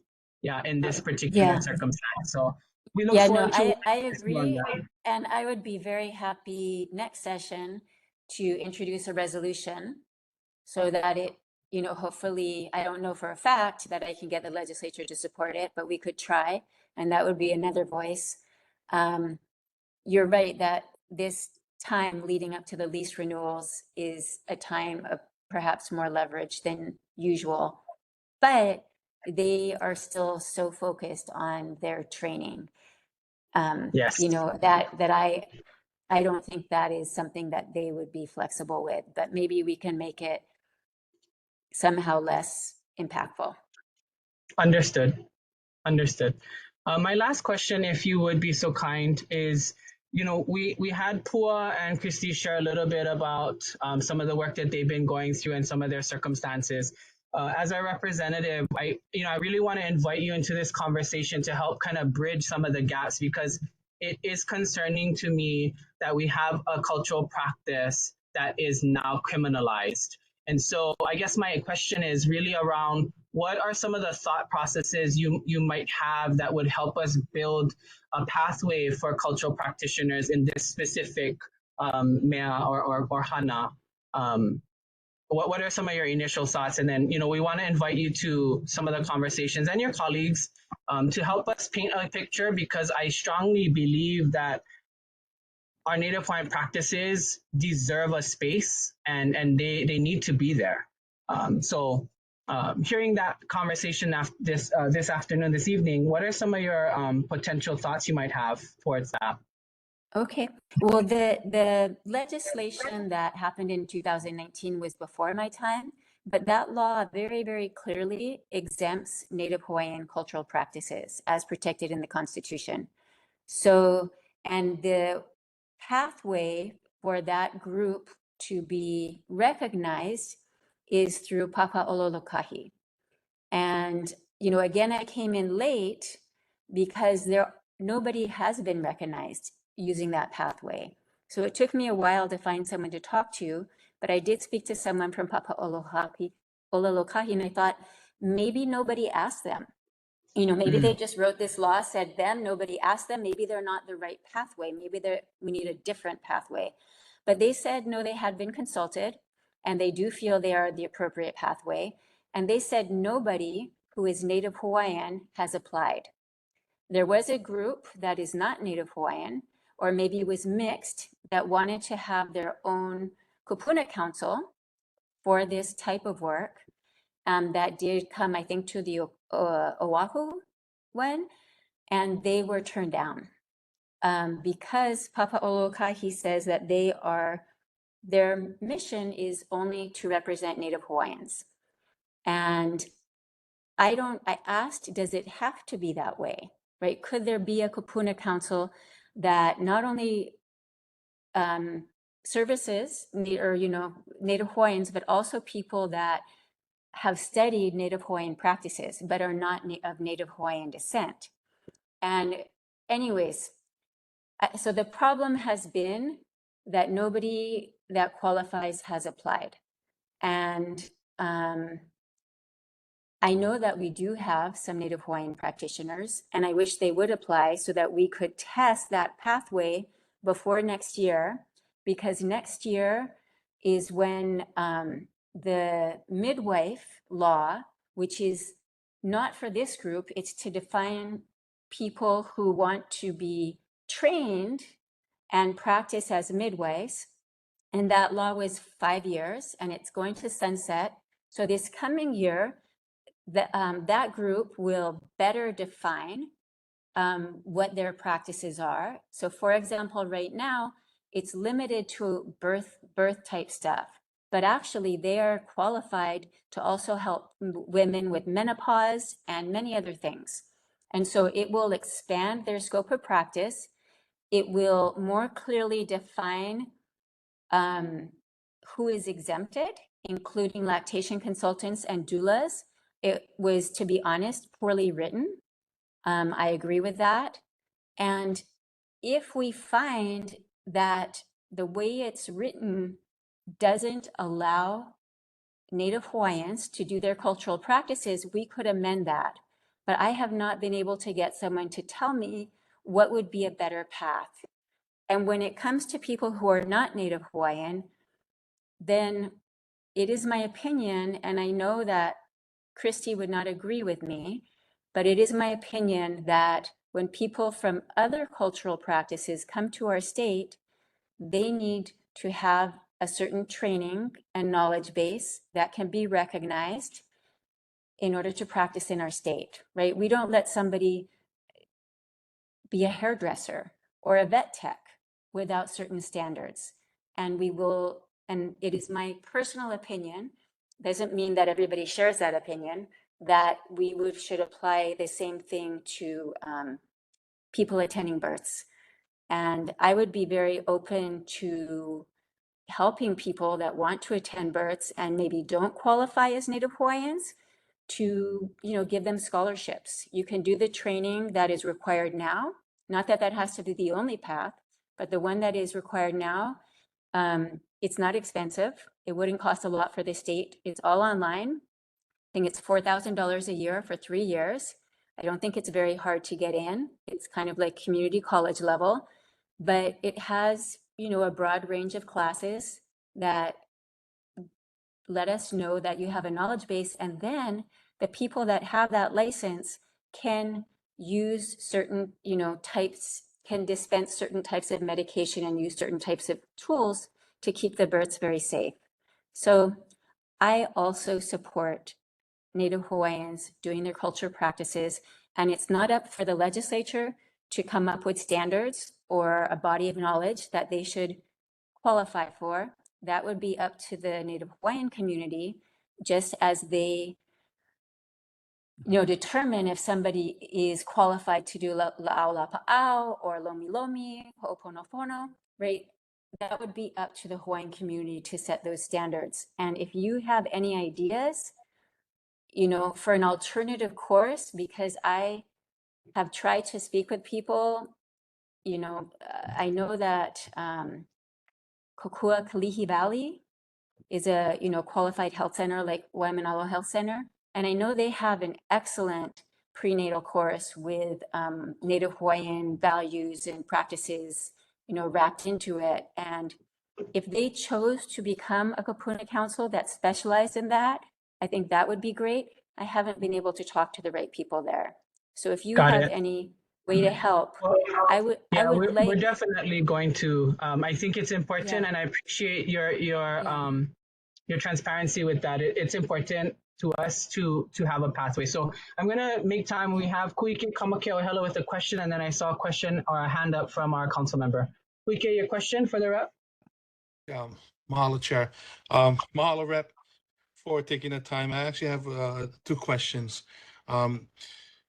In the rulemaking that made the midwives practice illegal, did the state legislatures or the rulemakers apply a kapa'akai analysis to the rulemaking? In the Flores Ohana versus the state of Hawaii case, what the courts ruled there is that the kapa'akai analysis also extends, into rulemaking, and I know that's a really touchy subject this year and last year. But I guess that's my first question in regards to the current topic that's being discussed right now. And if you don't have the answer right now, could you please go find out? Yeah, when you say the rulemaking, do you mean the change to the statute, like that, what was done to define midwives in 2019? Is that what you mean? Yes. Yes, Um, because what the courts determined, what the Supreme Court of Hawaii determined, is that the state of Hawaii and its agencies must conduct a kapa'akai analysis whenever they act, and that they cannot, defer that kuleana to any other agency, and that also extends into rulemaking. Okay, so maybe we can, if it's okay, we could talk offline for me to understand your question better. Because I would like to. I understand what the legislature did, but I don't fully understand your question. So but I'd like to, and then I could respond to it better and find out. Perfect. And then my second question for you, currently there's approximately 1,300 acres of DHHL lands. In the back here, it's in conservation zone. It's actually the face of the Kolau in the valley. However, in the last 12 months, in the county's GIS system, yeah, it's been renamed, rebranded into State of Hawaii lands. So I have a real issue with that. And can you please follow up on that? It's my understanding that in the 1959 compact between the federal government of the United States and the State of Hawaii Corporation, yeah, that approximately 1.8 million acres of ceded lands were transferred from the feds to the state's corporation, yeah, with the condition that they would administer the 200,000 plus acres of exempt lands, which were land set aside in the 1920 Hawaiian Homes Commissions Act. So my issue with this is that how can any government agency, it doesn't matter whether it's a county, whether it's the state, yeah, label these lands as State of Hawaii lands, which all State of Hawaii lands are public trust lands, which is actually not the case when it comes to DHHL lands because DHHL lands are exempt lands. So how can these lands be labeled or branded as State of Hawaii lands when they in fact don't own it? The beneficiaries of said trust of 1920 own these lands. So to me, they should never be relabeled or rebranded as State of Hawaii lands or quote unquote government lands. They should always be kept in trust and be recognized as Department of Hawaiian Homelands. So can you please follow up on this and report back? Yeah, I can. Again, I can try just looking at the tax key map to figure out exactly where you mean, but do you just mean the watershed behind Waimanalo towards Hawaii Kai? Is that where it Not is? exactly so. Not exactly so. So it's approximately 1,300 acres. It's pretty much the face of the Ko'olau, yeah, facing, I mean, everything that you see in Waimanalo, it's the face of the Ko'olau all the way up to the ridge line, the Kualono, yeah, from Makapu'u all the way to Mauna Wili. So it's approximately 1,300 Okay, acres. okay, Yeah, and then okay. I can look, and you say that it used to be labeled DHHL, but now it's labeled State of Hawaii. correct. Okay, This I can try to find out what happened and why. I have no idea. I was not aware of that. Maybe they didn't want to manage that land that can't be built on, and they did a swap or for buildable land. I don't know, but I will try to find out what happened. So I questioned the HHL about a month ago in their consultation meetings, and 2 weeks ago, last week, they reported that it is in fact still within the HHL inventory. So Oh, so it might just be mislabeled. Okay, I'll find out. and the problem is the mislabel because 20 years, 30 years, 50 years from now, when we don't pay attention, yeah, these lands will be transferred into public trust, which is in fact a problem because these are not public trust lands. These are in fact exempt lands from the 1959 compact between the federal government and the State of Hawaii Corporation. However, I'm just going to say this: this is not the only parcel that this has happened to. There's a similar parcel, yeah, approximately 168 acres out in Lahaina. Same situation, same scenario happened. I've been watching it, tracking it for the past 6 years. In the last 2 years, or in the last year, Maui County GIS has relabeled it into State of Hawaii land. And in fact, it used to be about 228 acres. And somehow in that relabeling, they transferred, I mean, the acreage, yeah, diminished down to 168. So again, this is happening in every county all across the Aina. I'm afraid, yeah, that especially here in Waimanalo, this happens. Why? It's because it cannot, not without beneficiary consultation. So Mahalo, cool. I Okay, I have my appreciate homework. the questions. Mahalo. And I just want to apologize, Rep. Unfortunately, Senator is not here to bear the same weight and burden, but please ensure No, that you CC him on it because he weighs the same yeah. way as we look at you. So No, thank you for I don't taking the mind it questions. at all. I enjoy it. I enjoy looking, like learning what's going on and trying to figure out what's going on. And if there is some random change in labeling that somebody thinks for some reason is a good thing and the community does not think it's a good thing, we can try to reverse it. Yeah. Great. We're going to take Councilmember Kiana's question and then we're going to move on. Actually, and then I don't want to prolong this, the midwife issue, but I just want to say on within the Native Hawaiian realm, for me, whenever you don't have clarity and you have legal challenges at the state level, if it's not in the statute or if it's not in the Constitution, there is the federal pathway, of course, and I'm talking not just about Papa Ololokahi.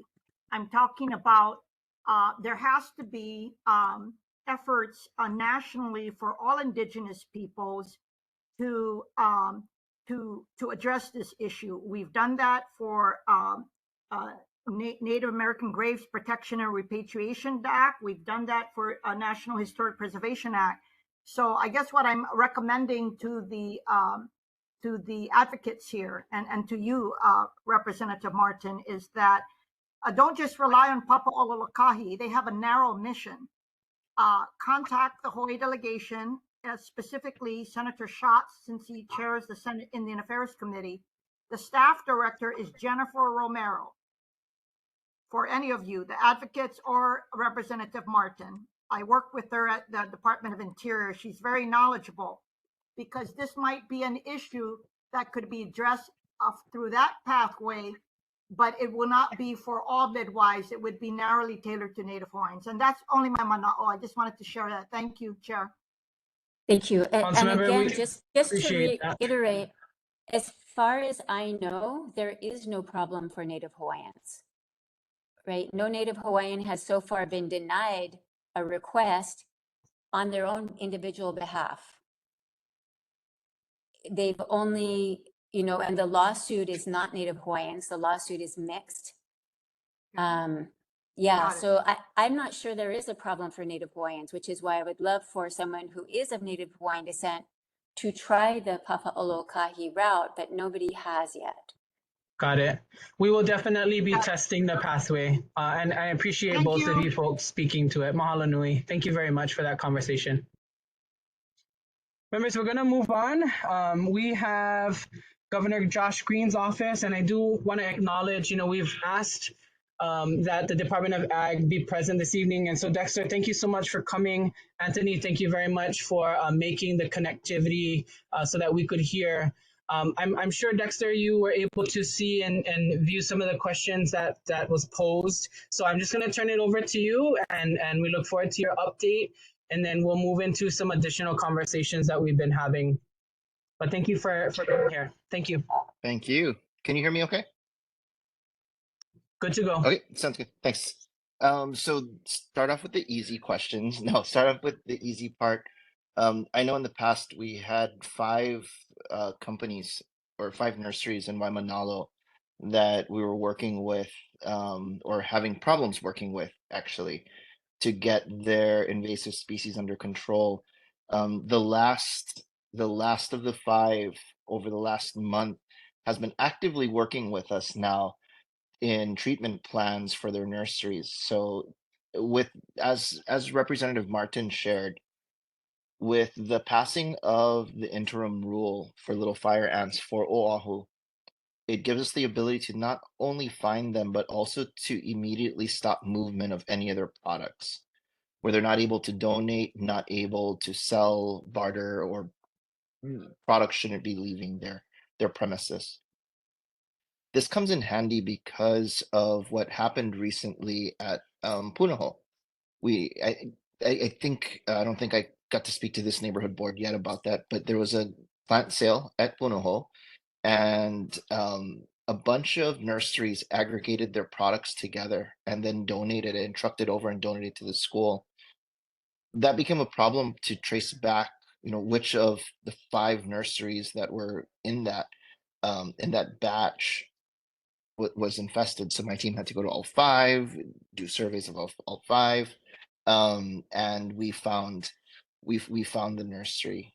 What was interesting is the nursery actively did do, they actively sprayed, but what they were doing was ineffective, and the time frame in between spraying made it ineffective. So my team could work with them a little better. As Representative Martin shared, there's kind of this longer pathway to truly decimate the little fire ant colonies, which is very low toxicity, but longer time frame. For our nurseries, a lot of them do a twofold treatment. One with this long-term granule that they take back to kill the queen, but also the good ones do a treatment of all products that are about to leave. So that way, anything that's on the sales shelf is going to be definitely clear of any little fire ants or any ants in general. If you do find any product that you've purchased from a nursery, Home Depot, Lowe's, any place actually, and there are questionable ants, please call 643 pest. We've rerouted the line to go to the Hawaii Department of Ag. It used to go to our different partners depending on what pest you were reporting. So my team now can ensure we send the rapid response team, or they'll give you a call, send the rapid response team out to where you got it from, do some surveying, and then quarantine and mandate treatment. If the business treats quickly and isn't purposefully moving product, we don't go in for a fine.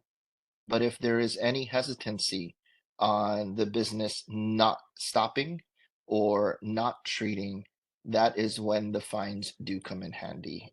Especially second offense in 5 years becomes a $25,000 fine, or up to a $25,000 fine. That definitely becomes much more convincing. So right now, we don't have any knowledge of a nursery that is actively selling while not doing treatment or hasn't been cleared by us. So again, if you know of anything, please let us know. I don't have enough of a big enough team to send out to do random and routine inspections. So it is going to be through reports from the public, from you, to let us know that if there is something found, my team will go out, survey, quarantine product, and up to the extent of a fine if necessary. There seems to be a bit of an increase of folks that are calling in for coconut rhinoceros beetle. That one's a little harder.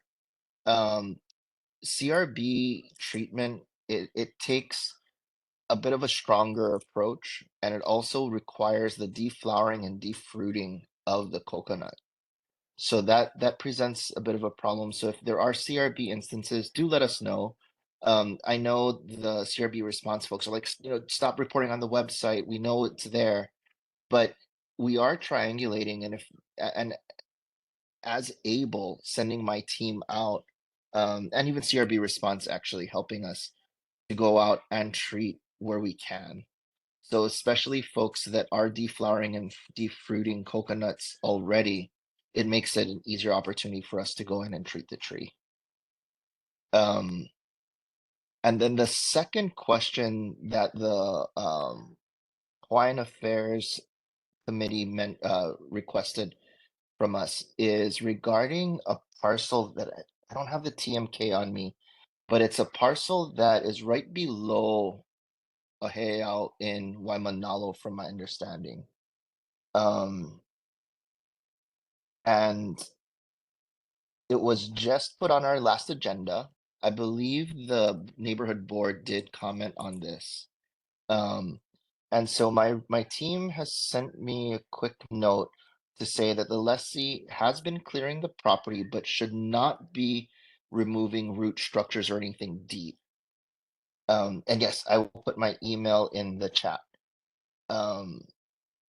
So they shouldn't be digging deep. In other words, they're clearing brush, shrubbery above ground, because they do not have a grubbing permit. And a grubbing permit can be, and sorry, I'm kind of repeating this probably for most of you that know this, but they can get an exemption for grading a grubbing permit if they have a conservation plan. The farm is in contact or has engaged NRCS to begin their conservation planning, and they are going to be presenting to. Sorry, I'm reading through the email. They'll be presenting on April 18th to the Windward Soil and Water Conservation District to be approved as a new cooperator. So that once everything is approved, then they will be able to dig deeper and with full realization that there is very sensitive areas around. Chair, did I miss anything? No, well, Dexter, I really appreciate again you making time to be in this conversation. I do have several questions for follow up that I want to acknowledge, and I wanna give us maybe about 10 more minutes on this particular conversation just for timing. But members, any questions for the Department of Ag and Dexter at this time? Excuse me, Deputy Kishida at this time before we move into the rest of the report. And again, I am having a hard time with hand raising, so if you can just make yourself known. In the chat, there not very many, but there are a few reports of CRB in Waimanalo area, where we were working with one of the farms that were growing coconut trees, because they had some CRB damage happening. Mahalo. Yeah, Dexter, every time that heat map comes out from the CRB team, Waimanalo seems to be expanding. And so we're very concerned that the actions are not matching the needs. And yeah, maybe in like West Oahu where it's the density has just been overwhelming.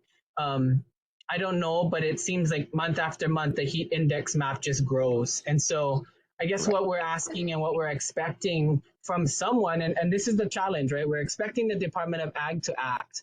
And it's clear that it's difficult and out of control in some places. And we need to be fair and upright with you folks that we still need support and our people still need action to be taken. I see the value in how do we make it simpler and deflowering and defruiting, and just that alone has so much significant impact to culture and who we are as Kanaka in place. And so I understand and I hear you on that, and it's heartbreaking nonetheless, right? So we need some help there, and we got to figure out how do we do that well. In regards to little fire ants, were you folks able as a department, because of your ability to now investigate, did you folks identify these folks? And not to public shame them, but are you folks able now in your capacity to physically get and identify them and work with them? Yes. Yeah, we definitely can. I know the first one that started off much of this conversation, has months now have been clean, and we've been going back. We've now set them, I think, at a monthly rate that we go back to survey. It starts off weekly, then it goes to every other week, and now they're monthly, just to keep ensuring that they're clean. The most recent, we're still working with them on continuing treatment, so it's actually at the very least weekly, but we're there a couple times a week in to ensure that they're continuing treatment before products get sold. Understood. I appreciate and what that. we are thinking about and figuring out the best way to do it is to have a list on our website, because the talk goes around really quickly once there is a place that's identified. So in a way, some of the companies have asked, is there a way to can we just identify them, so that way people kind of get off their back or trust them again. And this is where, and if funding could have, if it was a different year, the placard system that Representative Martin proposed this year isn't a bad idea, where there is a way to identify folks that have good management practices versus not. Absolutely. Absolutely. I want to ask the question to the point, has the Department of Ag in this particular circumstance, I was at a hearing and the Office of Consumer Protection or something was present and made comment that no one's complained to them. Yeah. I find that very challenging and very difficult to kind of comprehend simply because who the hell are they? Right? Like, how is a normal person supposed to know who the hell they are? And so here we are in the midst of a detrimental impact to our environment and place. And these people will stand in front of everyone and say, well, we didn't get any, contact. Has the Department of Ag pursued that relationship with them to bring these things to their attention, or are they solely and only needing public to call them? No. Since that hearing, we do contact and work with them. In the case, you as the public shouldn't have to call my office and then call DCCA for protection. If you let us know that there is, I bought a plant, it looks to be infested, we'll send our team to your place and sample it, and then go to the place that you bought it from to sample it and assist with that connection with DCCA, especially as Kuike mentioned in the chat, if now your home is infested with LFA because, a landscaper or nursery that you bought product from, to then seek reparation for that. Absolutely. And that's where on that side, DCCA can help a lot better than we can. We can find the company, but they can help you get the, the reparation necessary because of that. Wonderful. I have a question to speak to the parcel. I appreciate the update, Deputy, about what it is that's happening now. My question is to the integrity of the process. Your land agent sat next to me at that meeting and we're pretty confident that nothing was in the wrong. Your Board of Ag members moved so quickly through that decision making without even confirming or clarifying any of the concerns that were mentioned. And now we come to a point of recognizing that this parcel, these entities, did not have a conservation plan as previously understood to have. And they're pursuing now a path that is after the fact. So I as much as I can appreciate that they're making it right now, the failure on the Department of Ag and the Board of Ag to not be able to get to the top of that is very concerning for me. And we're going to pursue, obviously building a relationship of understanding. That's the biggest kuleana I have to this community, is making sure that we can reach out and figure out how we build understanding. I almost feel like if these circumstances were given the opportunity to be addressed before they rushed and rash decision making, we could have had a better understanding. Trust would have been established between us, between the entity, between NCR, those folks, right? And your land agents. Right. I'm very concerned about it. And I don't know, from this point on, we need to figure out where and how we can bring those conversations to the community in a better way and help the Board of Ag make better decisions for all of us, including our farmers. We absolutely need our farmers. There's not a single person in this community that I believe would speak to the negativity of farming. We know this community. We know that Aina. And yes, the heiau of Pohakunui is important, but the process in which you folks designate and put out people to farm those lands seems to be some compromise in there, and we need to address it. And so I'm going to stop my rant there, and I appreciate you hearing it and taking it. I requested that the item be re-agendized at the next Board of Ag meeting, and that the commissioners or the board members have an opportunity to hear from that pathway that there was in fact no conservation plan, and that their decision in all respect was premature.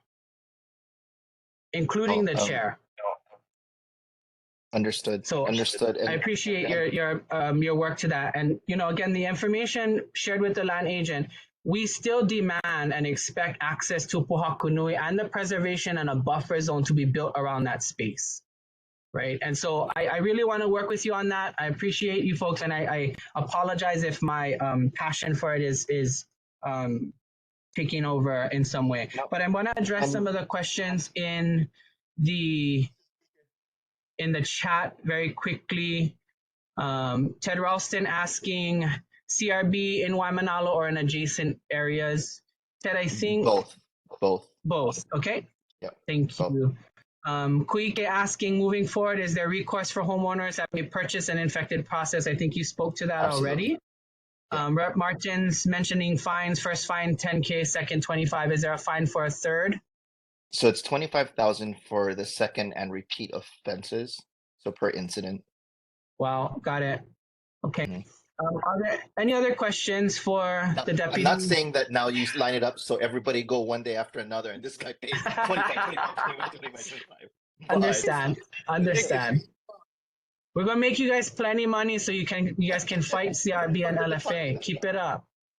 Kuike, you had a question for Dexter?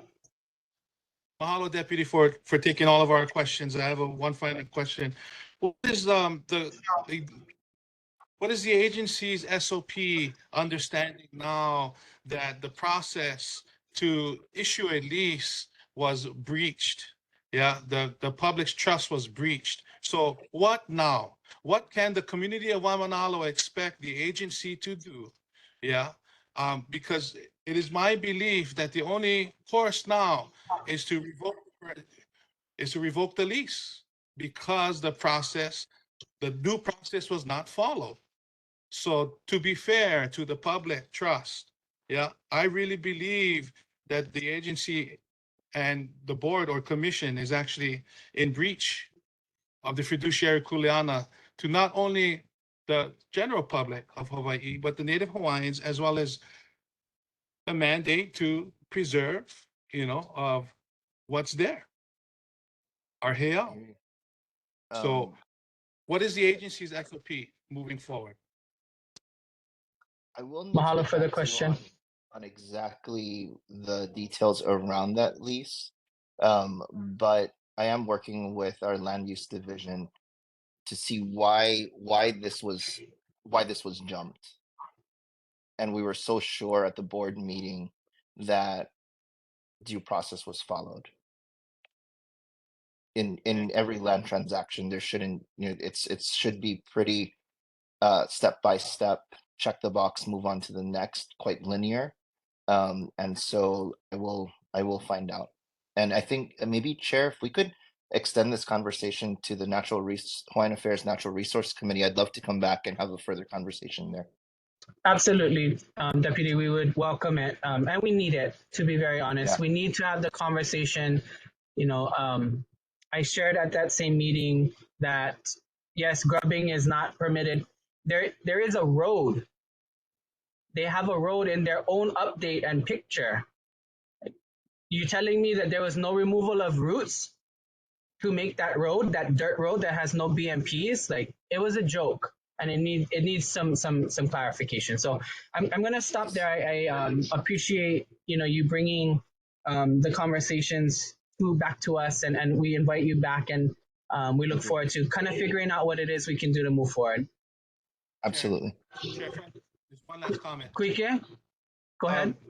Deputy, if you can please report back to the director, yeah, that and I just gonna speak for myself and not gonna speak for this board, but I believe the community of Waimanalo deserves a public apology. And that's my last comment, and I yield back to the chair. So mahalo. Thank you. Mahalo. Thank you very much. Deputy Director Kishida, we appreciate your time this evening. I'm going to ask if, thank you very much for your service. Tony, do you have any other further updates from the governor's office?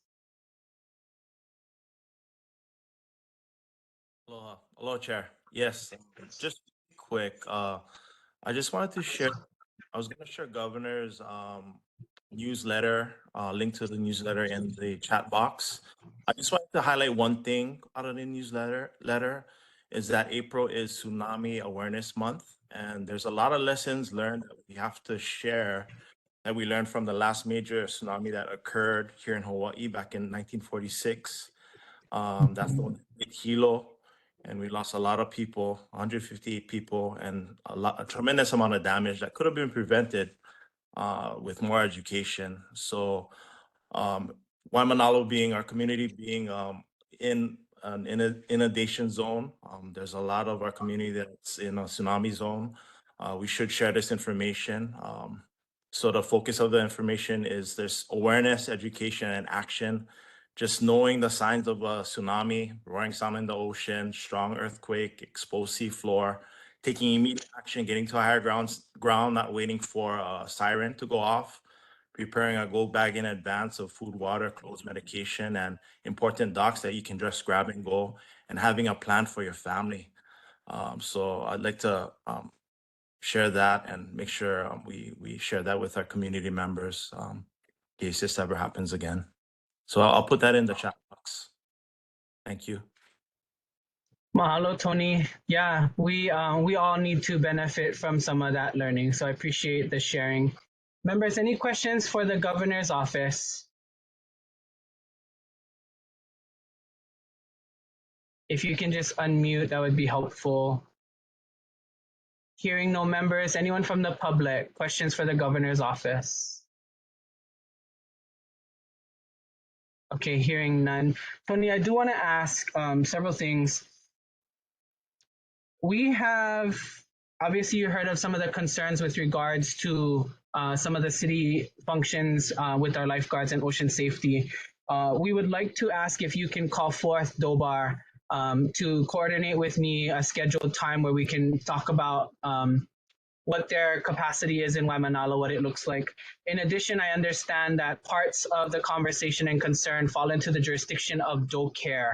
And so maybe a partnered response to some of the concerns noted would be appreciated. In regards specifically to ocean safety, we'll try and keep it very pointed on that topic as we can go very far in many of our concerns. There are two other items that we want the governor's office to be conscious of. In the RAB meeting, which co-chair Kuike Kamakeo sits as the co-chair of, we are having discussions with the department or with the Department of Defense through Bellows and Marine Corps Base Hawaii. It has become evident that neither the military in any division is taking accountability to offshore waters and or to Manana and the islands that are offshore from our community that have been utilized in target practice and bombing. I was instructed that it would become a state level concern and it needs to be raised at the Department of Health. And so we have two asks to bring the Department of Health forward. One, we need some resolution to this particular topic, and we invite the governor's office and the Department of Health to be present at the next RAB. I'm happy to give you the information separate from this evening to speak to the concerns that the community has raised for several years now. And everyone is tiptoeing around it and no one is taking accountability to it. And in the moment that nothing happens, we as a community are still left disconnected and unsafe. And so it is the kuleana of the Department of Defense and its partners in the state to figure it out and bring forth a solution that benefits our community. And so the Department of Health is being called towards that conversation, as well as this idea of military training and what is the impacts of noise and sounds of military training to our community. We would love to be able to have this conversation with them as well. So several items there, and we have a long laundry list actually for Department of Health, so we'll take it piecemeal at a time. But I really appreciate you taking those conversations to them. Lastly, the Makai Research Pier has been inaccessible to the community for years now. And it sits currently under management or stewardship, whatever word you want to use, by RCUH, which I believe is an entity of the university system. And so my question to you is that a governmental pathway for us to utilize the governor's office to reach out to them and ask when we will have access to that space again for our cultural needs? And if it's not, who you would recommend or who the governor would recommend, the governor's office? Because I will tell you, we are always told it's a safety thing, it's a safety thing. There are no members of that team that works on that pier that parks wherever they want that is using any type of safety gear. No hard hats, no vests, no nothing. So if in fact it is a safety concern, I would expect that any persons that passes that gate will be in that same understanding. It seems very unfair that this community is left dangling to a very important resource, and yet we have other folks that are just dragging their ass on it. And so we really, what is the next step for Mackay Pier, and how do we put it back into public use? Do you have a thought on who that would be? Not at this time. I'm gonna have to Okay. go back to this and get back to you, Chair. Yeah, I appreciate it. And you know, I'm more than happy to reach out directly to our CUH as well if that's not a pathway that we can utilize through you folks. But I figure because they are there and they represent, you know, the state of Hawaii, then they have a kuleana to all of us. Yeah. Okay. I'm gonna stop there because that's quite a bit, but I really appreciate you bringing your voice here, connecting with the deputy director, and bringing that to our attention, and really trying to work on addressing the needs of our community. So, anyone else have any questions before we move on? Because we are running behind, and I apologize. Chair. Kuike, go ahead. Cool. Can you speak a little closer to the mic? Yeah, can you hear me? Yeah, a little better. Go ahead. Yeah. Mahalo, Tony. I guess my only question for you tonight is in regards to the Mackay Pier. Yeah, I believe it's in DLNR's inventory. However, last week, Wednesday, I attended the evening at Washington Place at the governor's house for Climate Change Week and sea level rise. My question for the governor is this. What is the state's long-term plans to Mackay Pier? Because as the years go on, it just deteriorates and it continues to fall in the ocean, creating a hazard for the community of Waimanalo, as well as the native Hawaiian fishermen that practice and gather in that space. So it's becoming a safety concern for me, you know, being a fisherman from Waimanalo. So what is the governor's long-term plan? Whether that's maintenance or whether that's removal. We want to know. I believe we deserve an answer. Yeah, given that for generations now we've actually been denied access to that space. So most currently since the Christmas of 2019. However, yeah, for generations now, we've been denied access to that resource in this community. So we got to know as taxpayers. So, mahalo, Tony. If you can please report back. Chair, I yield back to you.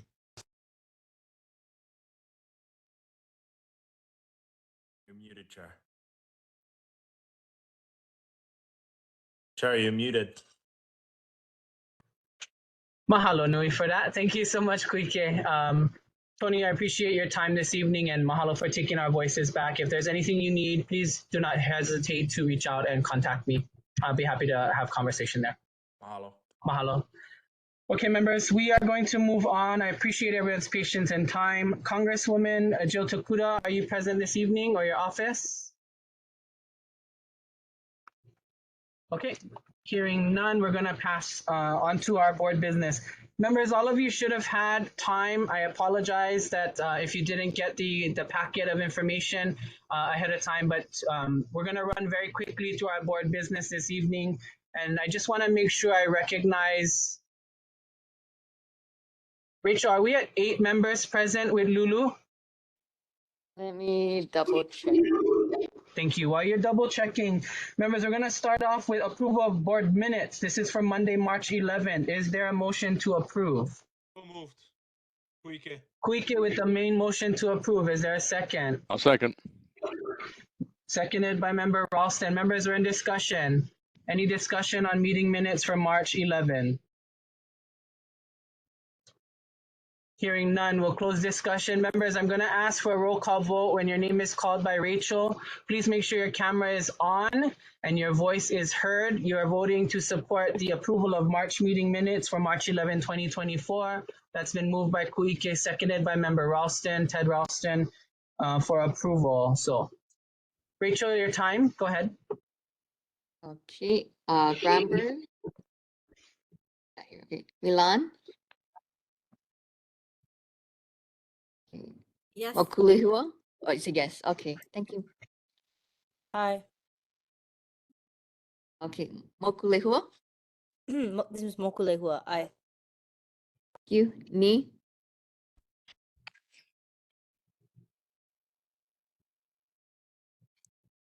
Sorry, I have no voice. Oh, okay. You said I, right? I. Okay. Yes, yes. Okay. Ralston.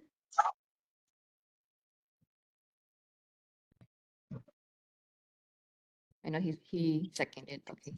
Udalix. Yes. Okay. Kane. Aye. Amakea Olehelo. Rachel, it's Kamakea Ohelo, and my vote is aye. Aye. Okay, thank you. Santiago.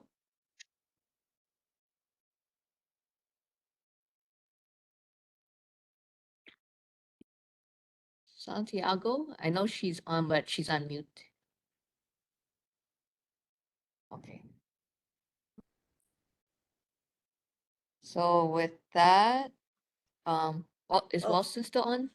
Wong, you didn't call Wong. Oh, Wong. Okay, Wong. I apologize that I can't turn on my camera because I tried 3 different times and it knocked me out of the meeting. So I'm here, but I can't be seen. But Okay. We do have 9 members present, so should be okay because Wilson Okay. did second it too. And I, just in case you didn't get it, Okay. and then I got my camera up. Thank you. Okay. Okay, mahalo. Recognizing 9 ayes, 9 members. I'm sorry? I can't get the camera to work. Okay. Recognizing 9 ayes, 0 nays, and 0 abstentions, we will approve the March meeting minutes with 9 members present. Thank you very much.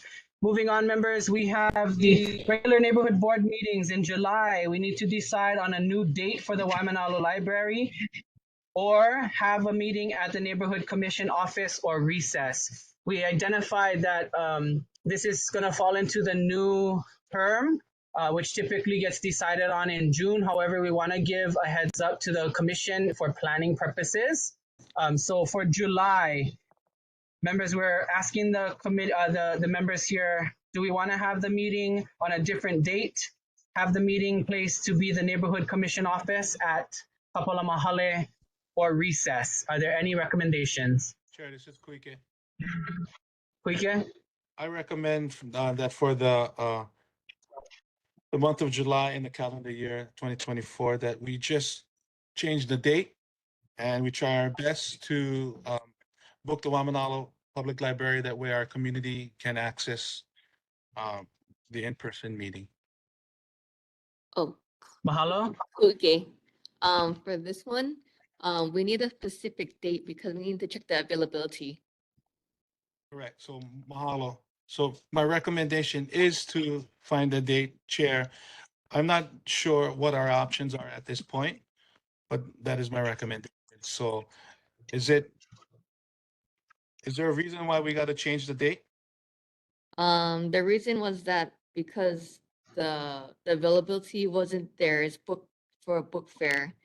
And the reason why we need to know the date is because first we gotta check the availability. If it's available, then we can renew the contract because we can't renew the contract unless we know the date.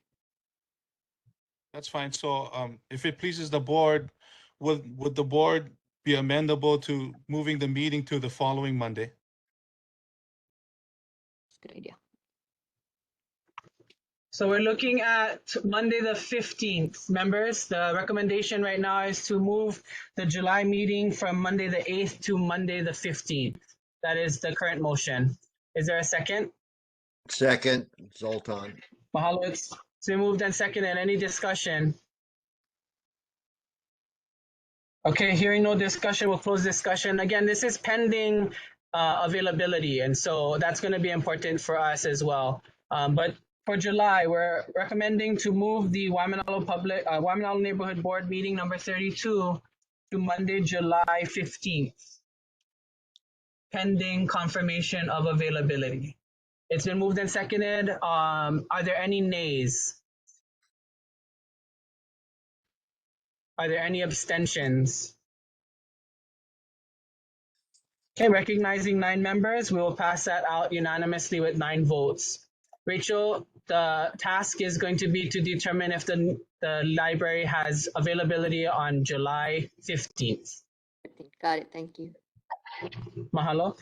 Members, the same applies to September. Our September meeting is scheduled for Monday, September 9th.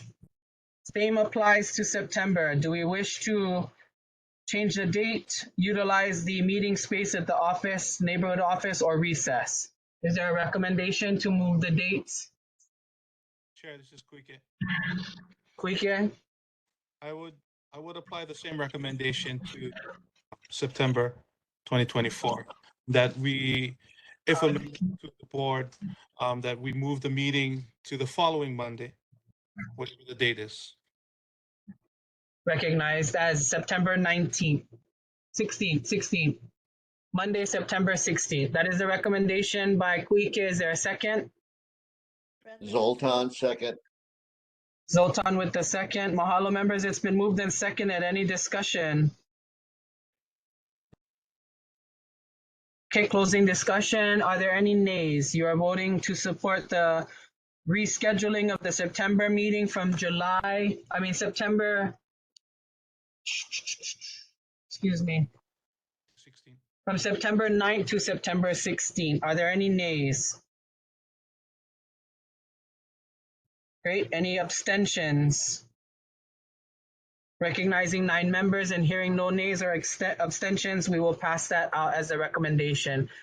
Rachel, we are looking at September 16th, Monday, to reschedule the September 2024 meeting. Mahalo. Thank you. And Chair, just for clarification, Yeah. both July and September meetings would be rescheduled for the following Mondays at the Waimanalo Public Library. That is correct. Mahalo. Members, we're going to move on to November. November, the conversation is to decide on a date since it was approved as a reschedule. So November, we have, I think we previously approved the reschedule, but we didn't choose a date. Monday, November 11th falls on a Veterans Day, and that was the reason for the reschedule. So does the committee, does the board wish to reschedule to the 18th following the same recommendation? So moved, Chair. This is Kuike. Mahalo, Kuike, with the recommendation to reschedule our November 2024 meeting from November 11th to November 18th. Is there a second? Zoltan, second. Thank you, Zoltan. Members, any discussion? Okay, hearing no discussion, we'll close. Members, you are voting to move the meeting for November. Again, the date will be moved from the 11th, Monday the 11th, to Monday the 18th. Are there any nays? Hearing none, are there any abstentions? Hearing none. Recognizing 9 members present, we will pass that recommendation forward. Rachel, this is for November 2024. We will move from the 11th, previously scheduled, and recommend the November 18th meeting be looked at. Mahalo. Members, we're going to move on to Parks and Recreations. There were comments on the Waimanalo Beach Park Improvements Draft Environmental Assessment that was produced by the committee to be shared with the planners. We did ask that they provide that ahead of time. I just want to make sure that this board has an opportunity to comment and take a position on that. Oh, excuse me. Sorry, I apologize. I just saw Auntie Ilima's message. Auntie Ilima, please Can you wait till we finish the board business and then we can do that? That update? Okay, mahalo nui, Auntie. Members, so we are talking about the comments for the Beach Park draft environmental assessment. This is specific to the Gabby Pops Pahinui Pavilion. The Parks and Recreation Committee did provide their comment. Will the board approve their comments as stated and provide support to it this evening? Chair, this is Quike. Quike? Can I make a recommendation if it's amendable to the board? Absolutely. My recommendation is the comments from, so I have here printed out comments that was forwarded to all of us as board members. My recommendation is that before we elevate this document, this comment, yeah, and send it out externally, that we also include, I apologize, my blurred kind, but we also include it in the corner over here, the city and county seal, as well as the header for the Waimanalo Neighborhood Board number 32, as well as the opening comment to be amended to reflect this language. Comments to planning team for Waimanalo Beach Park Pavilion and restrooms, comma, Waimanalo Beach Park improvements, comma, draft environmental assessment of the Waimanalo Neighborhood Board number 32. So Mahalo Quike for the amendments there, members. Quike has made some recommendations and moves to approve with those recommendation recommended amendments. Is there a second? Brenda Wong, seconds. Okay, it's been moved and seconded. We have Brenda Wong with the second. Is there any other following discussion or furthering discussion with this? Chair, Yep, I'd like Quike. to further elaborate. Mahalo. Please.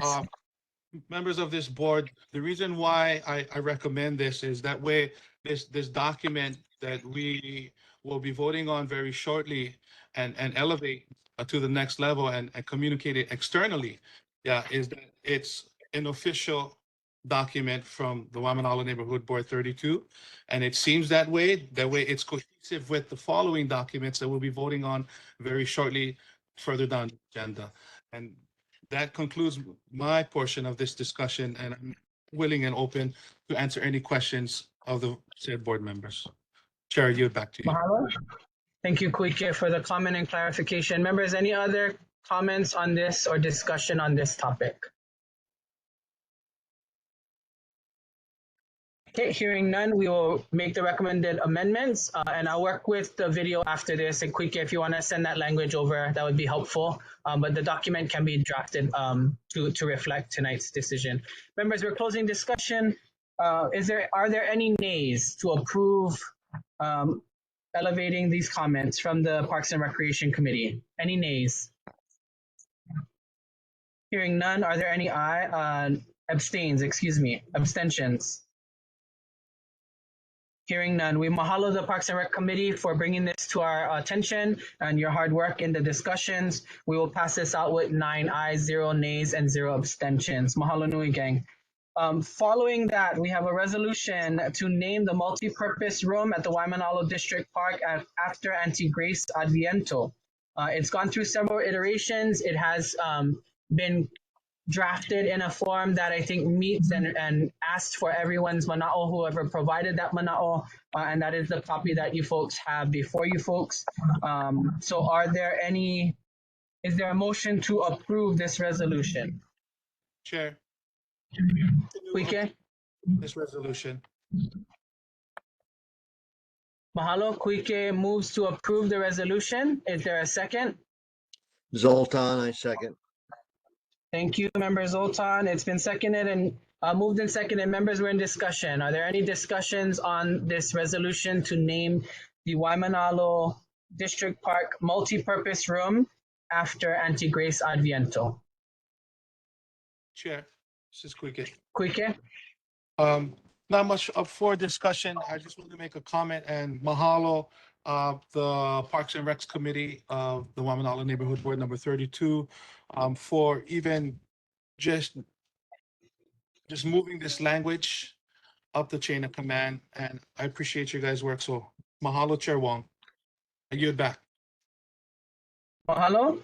Any other discussion? Okay, hearing none. Members, we are voting to support the resolution to rename the multipurpose room at the Waimanalo District Park after Auntie Grace Adviento. It's been moved and seconded. Are there any nays?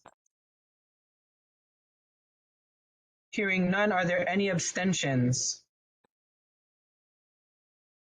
Hearing none, I want to acknowledge 9 members present, 9 ayes, 0 nays, and 0 abstentions. We mahalo the Parks and Rec Committee as well for your service and your leadership in this. And I do want to highlight Auntie Luana Kaio. Excuse me, that's not her last name right now, but Auntie Luana for bringing this and making this effort real for all of us. So mahalo. Members, we are going to move on. Hawaiian Affairs and Natural Resources Committee. We have a request submitted by the committee to make an official request to the Army Corps of Engineers for specific projects and work done in Waimanalo and to provide report. Is there a motion to accept this request? So moved. Accept. Yes. Moved by Kuike. Is there a second? Is that you, Ted? That's me. Okay, thank you. It's been moved and seconded. Members, we're in discussion. Are there any discussions on this item?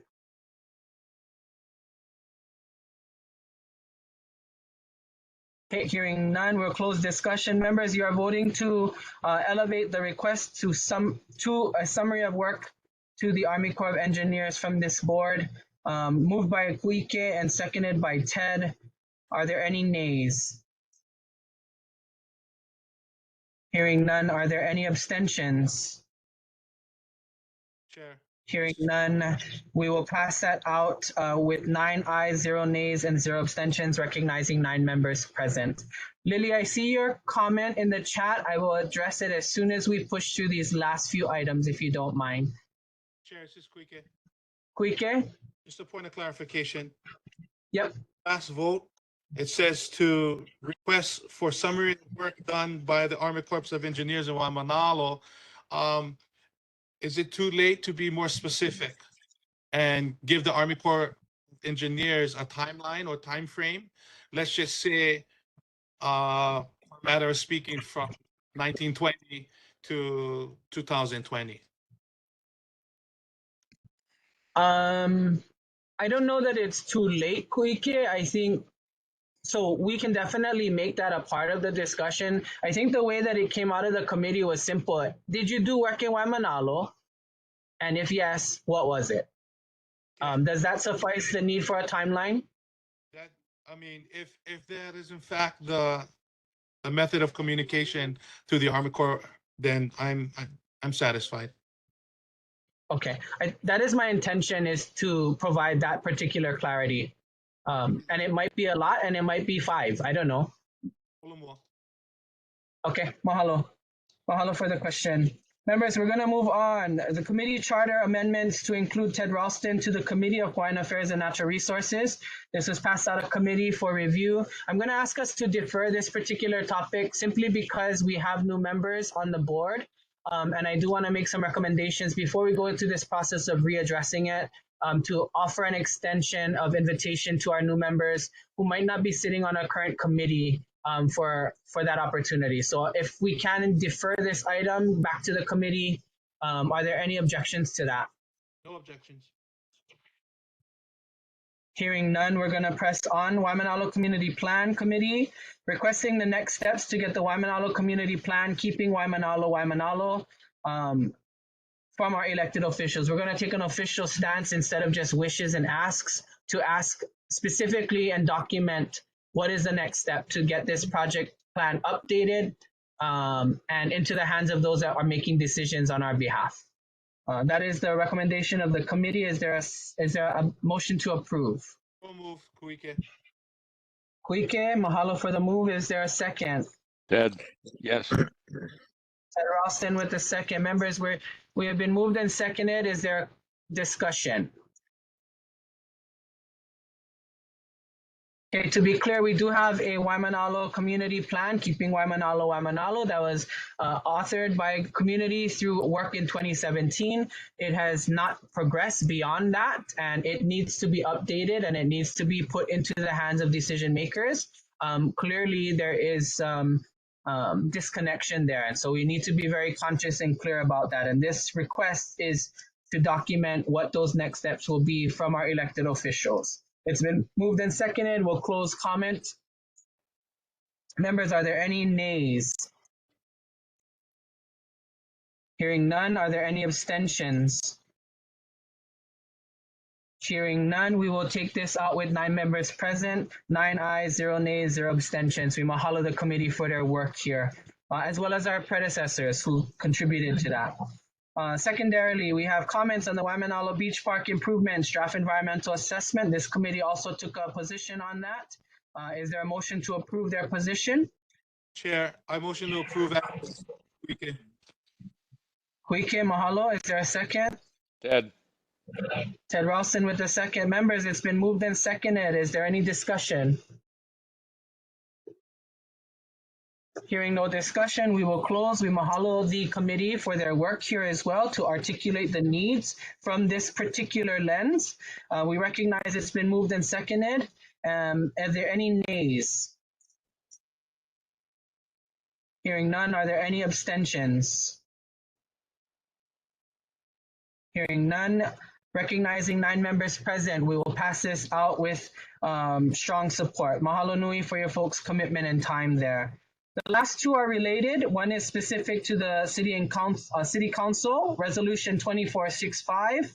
This speaks to the zoning issues that they identified by the state.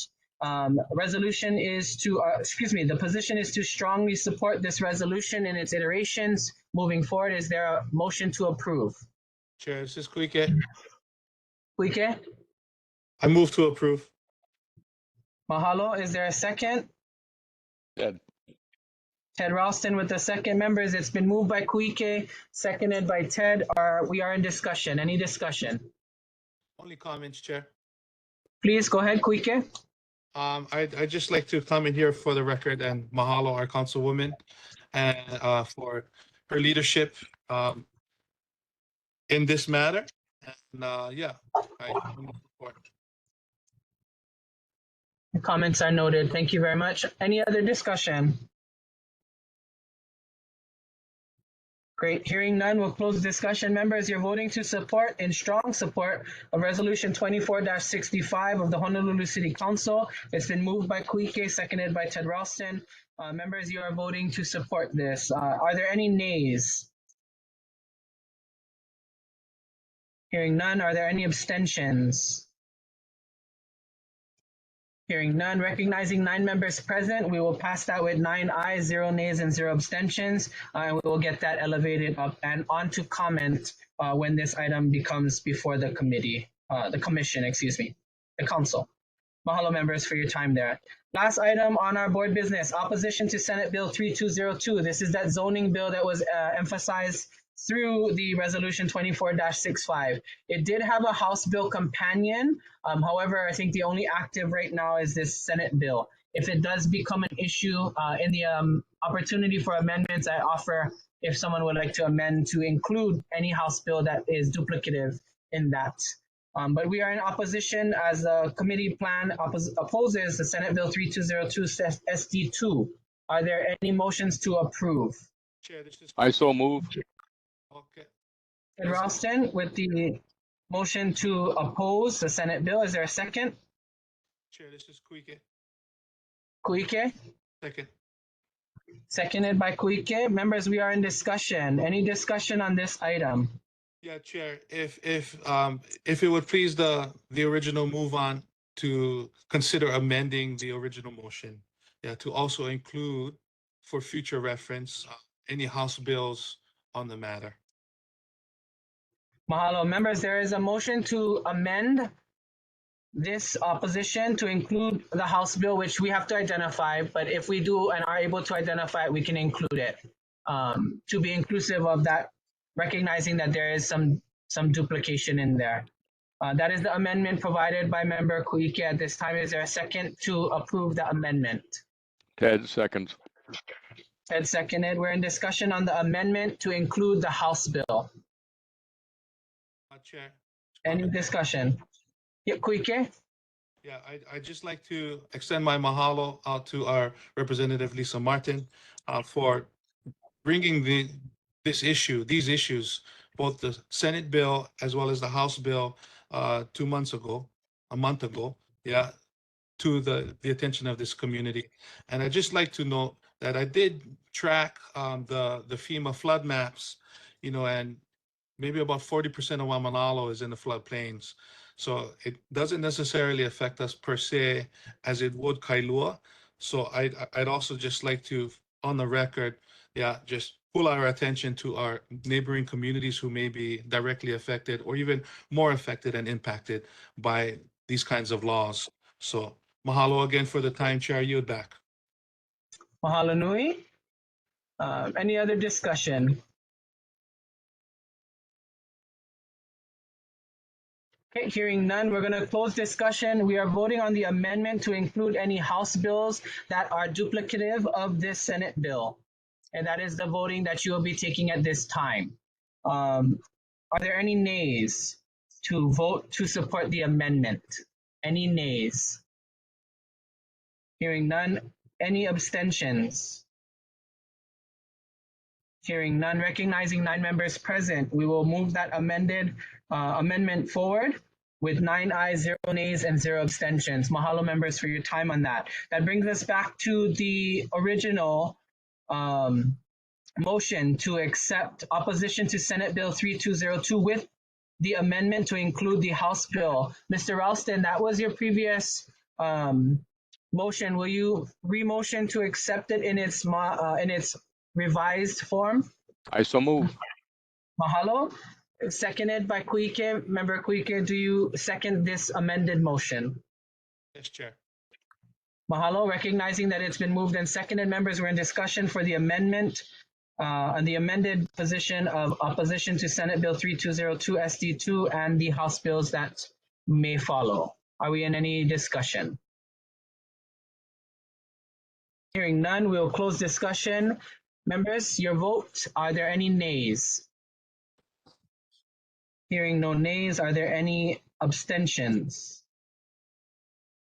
Hearing no abstentions, we will recognize 9 members present and pass this out with 9 ayes, 0 nays, and 0 abstentions.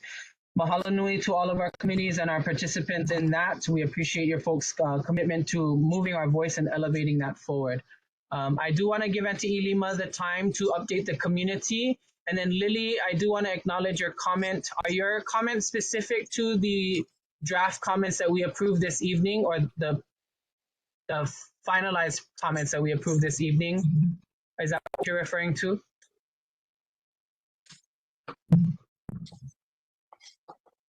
Okay. If you can leave me an email, we can get copies of that sent over to you. And then when it's published on the NCO website, you'll also be able to view it there. But happy to share that with you. Mahalo for your attention there. Great. Auntie Ilima, mahalo for your patience and for making time this evening for us and staying through our board business. Please go ahead with your update. We appreciate it. Mahalo, kalamai for my tardiness. Just wanted to share that last Thursday and this past Saturday, we had 2 Olena work days in the field, in the organic plots. We harvested over 1,000 pounds of Olena. And tomorrow morning between 9 and 12, we'll be having 1 more work day if anybody's interested. Kalamai, I missed the last meeting as well. It's been a rough semester for me in my studies, so I apologize again for the tardiness tonight. Mahalo. Mahalo, Auntie Ilima. Just for clarification, do they need to RSVP with you in any way, shape, or form, Auntie? Well, tomorrow's so last minute, Kalamai gang. If you want to come, just show up. Okay. Mahalo for that. Appreciate the update there. Members, that brings us to the end. Mahalo, Auntie. That brings us to the end of our agenda this evening. Meeting announcements, the next commission office announcement. Commission office announcements. Rachel, are there any updates that you need to share from the commission office? I have nothing. Mahalo. Thank you very much. The next neighborhood commission is tentatively scheduled for Monday, April 27, 2024, 6 p.m. on WebEx at Kapalama House, Hale First Floor, Conference Room 153. Waimanalo Neighborhood Board number 32 regular monthly meeting is scheduled for Monday, May 13th, 2024 at 7 p.m. and will be hybrid. Please keep in mind the physical location will again be at Kapalama. Education Committee will be the second Thursday, April 11th, 5 p.m. That will be at the Waimanalo Public Library as well as on Zoom. The Hawaiian Affairs and Natural Resources Committee will be on third Thursdays, April 18, 2024, 6 p.m., Waimanalo Library and on Zoom. Parks and Recreation Committee meeting will be held on the third Monday, April 15, 2024 at 7 p.m., available at the library, public library, as well as on Zoom. And finally, the Waimanalo Community Plan Committee on the third Tuesday, April 16th, 2024 at 7 p.m., public library and on Zoom. 2024 Olelo broadcast schedule. Neighborhood Board number 32 meetings are broadcast on Olelo Channel 49 on the fourth Monday of the month at 9 p.m. and on the first and third Saturdays of the month at 3 p.m. Video replay can be found at the website available on the NCO website. Please take a look there. If you need any assistance, please reach out to Rachel or myself for that. Hawaii Kai Neighborhood Board number 1 scheduled on the last Thursday. Kahaluu Neighborhood Board number 29, second Wednesday. Kaneohe Neighborhood Board number 30, third Thursday. And the Kailua Neighborhood Board number 31 on the first Thursday of the month. Please confirm at the NCO website as well.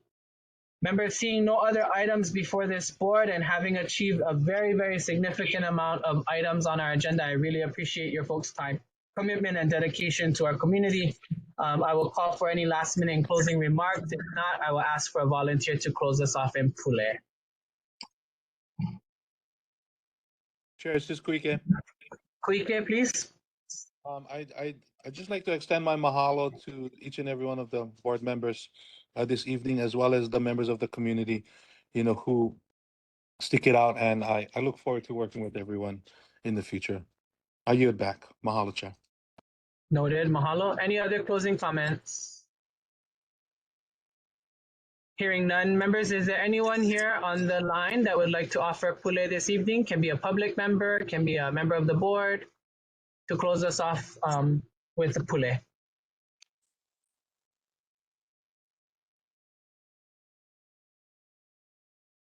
Okay, hearing none, I would. Oh, go ahead. Oh, kalau nak makiin lagi ya. Hikino, keololo. Kumana mama hamimea oe makiia po. Please bless over each and every one of us as we, some of us might be traveling home, some of us are getting ready for bed. Keep us safe, send your golden protective light and allow us to really heal, grow, continue forward, and be kupa'a in everything we stand for this community, for this moku, for the ko Hawaii pai aina. And I really pray that we can find the means to work together, kako, as we move forward, to have those hard conversations and welcome each and every one of them. And I ask that you bless all of our leaders to operate and move with wisdom and discernment as they are given those opportunities. And as we move forward in our own individual lives, Lord, I really ask that you allow us to find those moments of pilina, connection, wisdom, discernment, and always putting above all else, aloha. I say this in your holy name. Amen. Oh yeah, mahalo nunuia oi, maki'ile for providing Pule for us. Ahui ho kako, malama pono, be well, and be in touch. We'll see you folks soon. Have a wonderful evening. Mahalo. Aloha. Good night. Aloha. We'll Mahalo.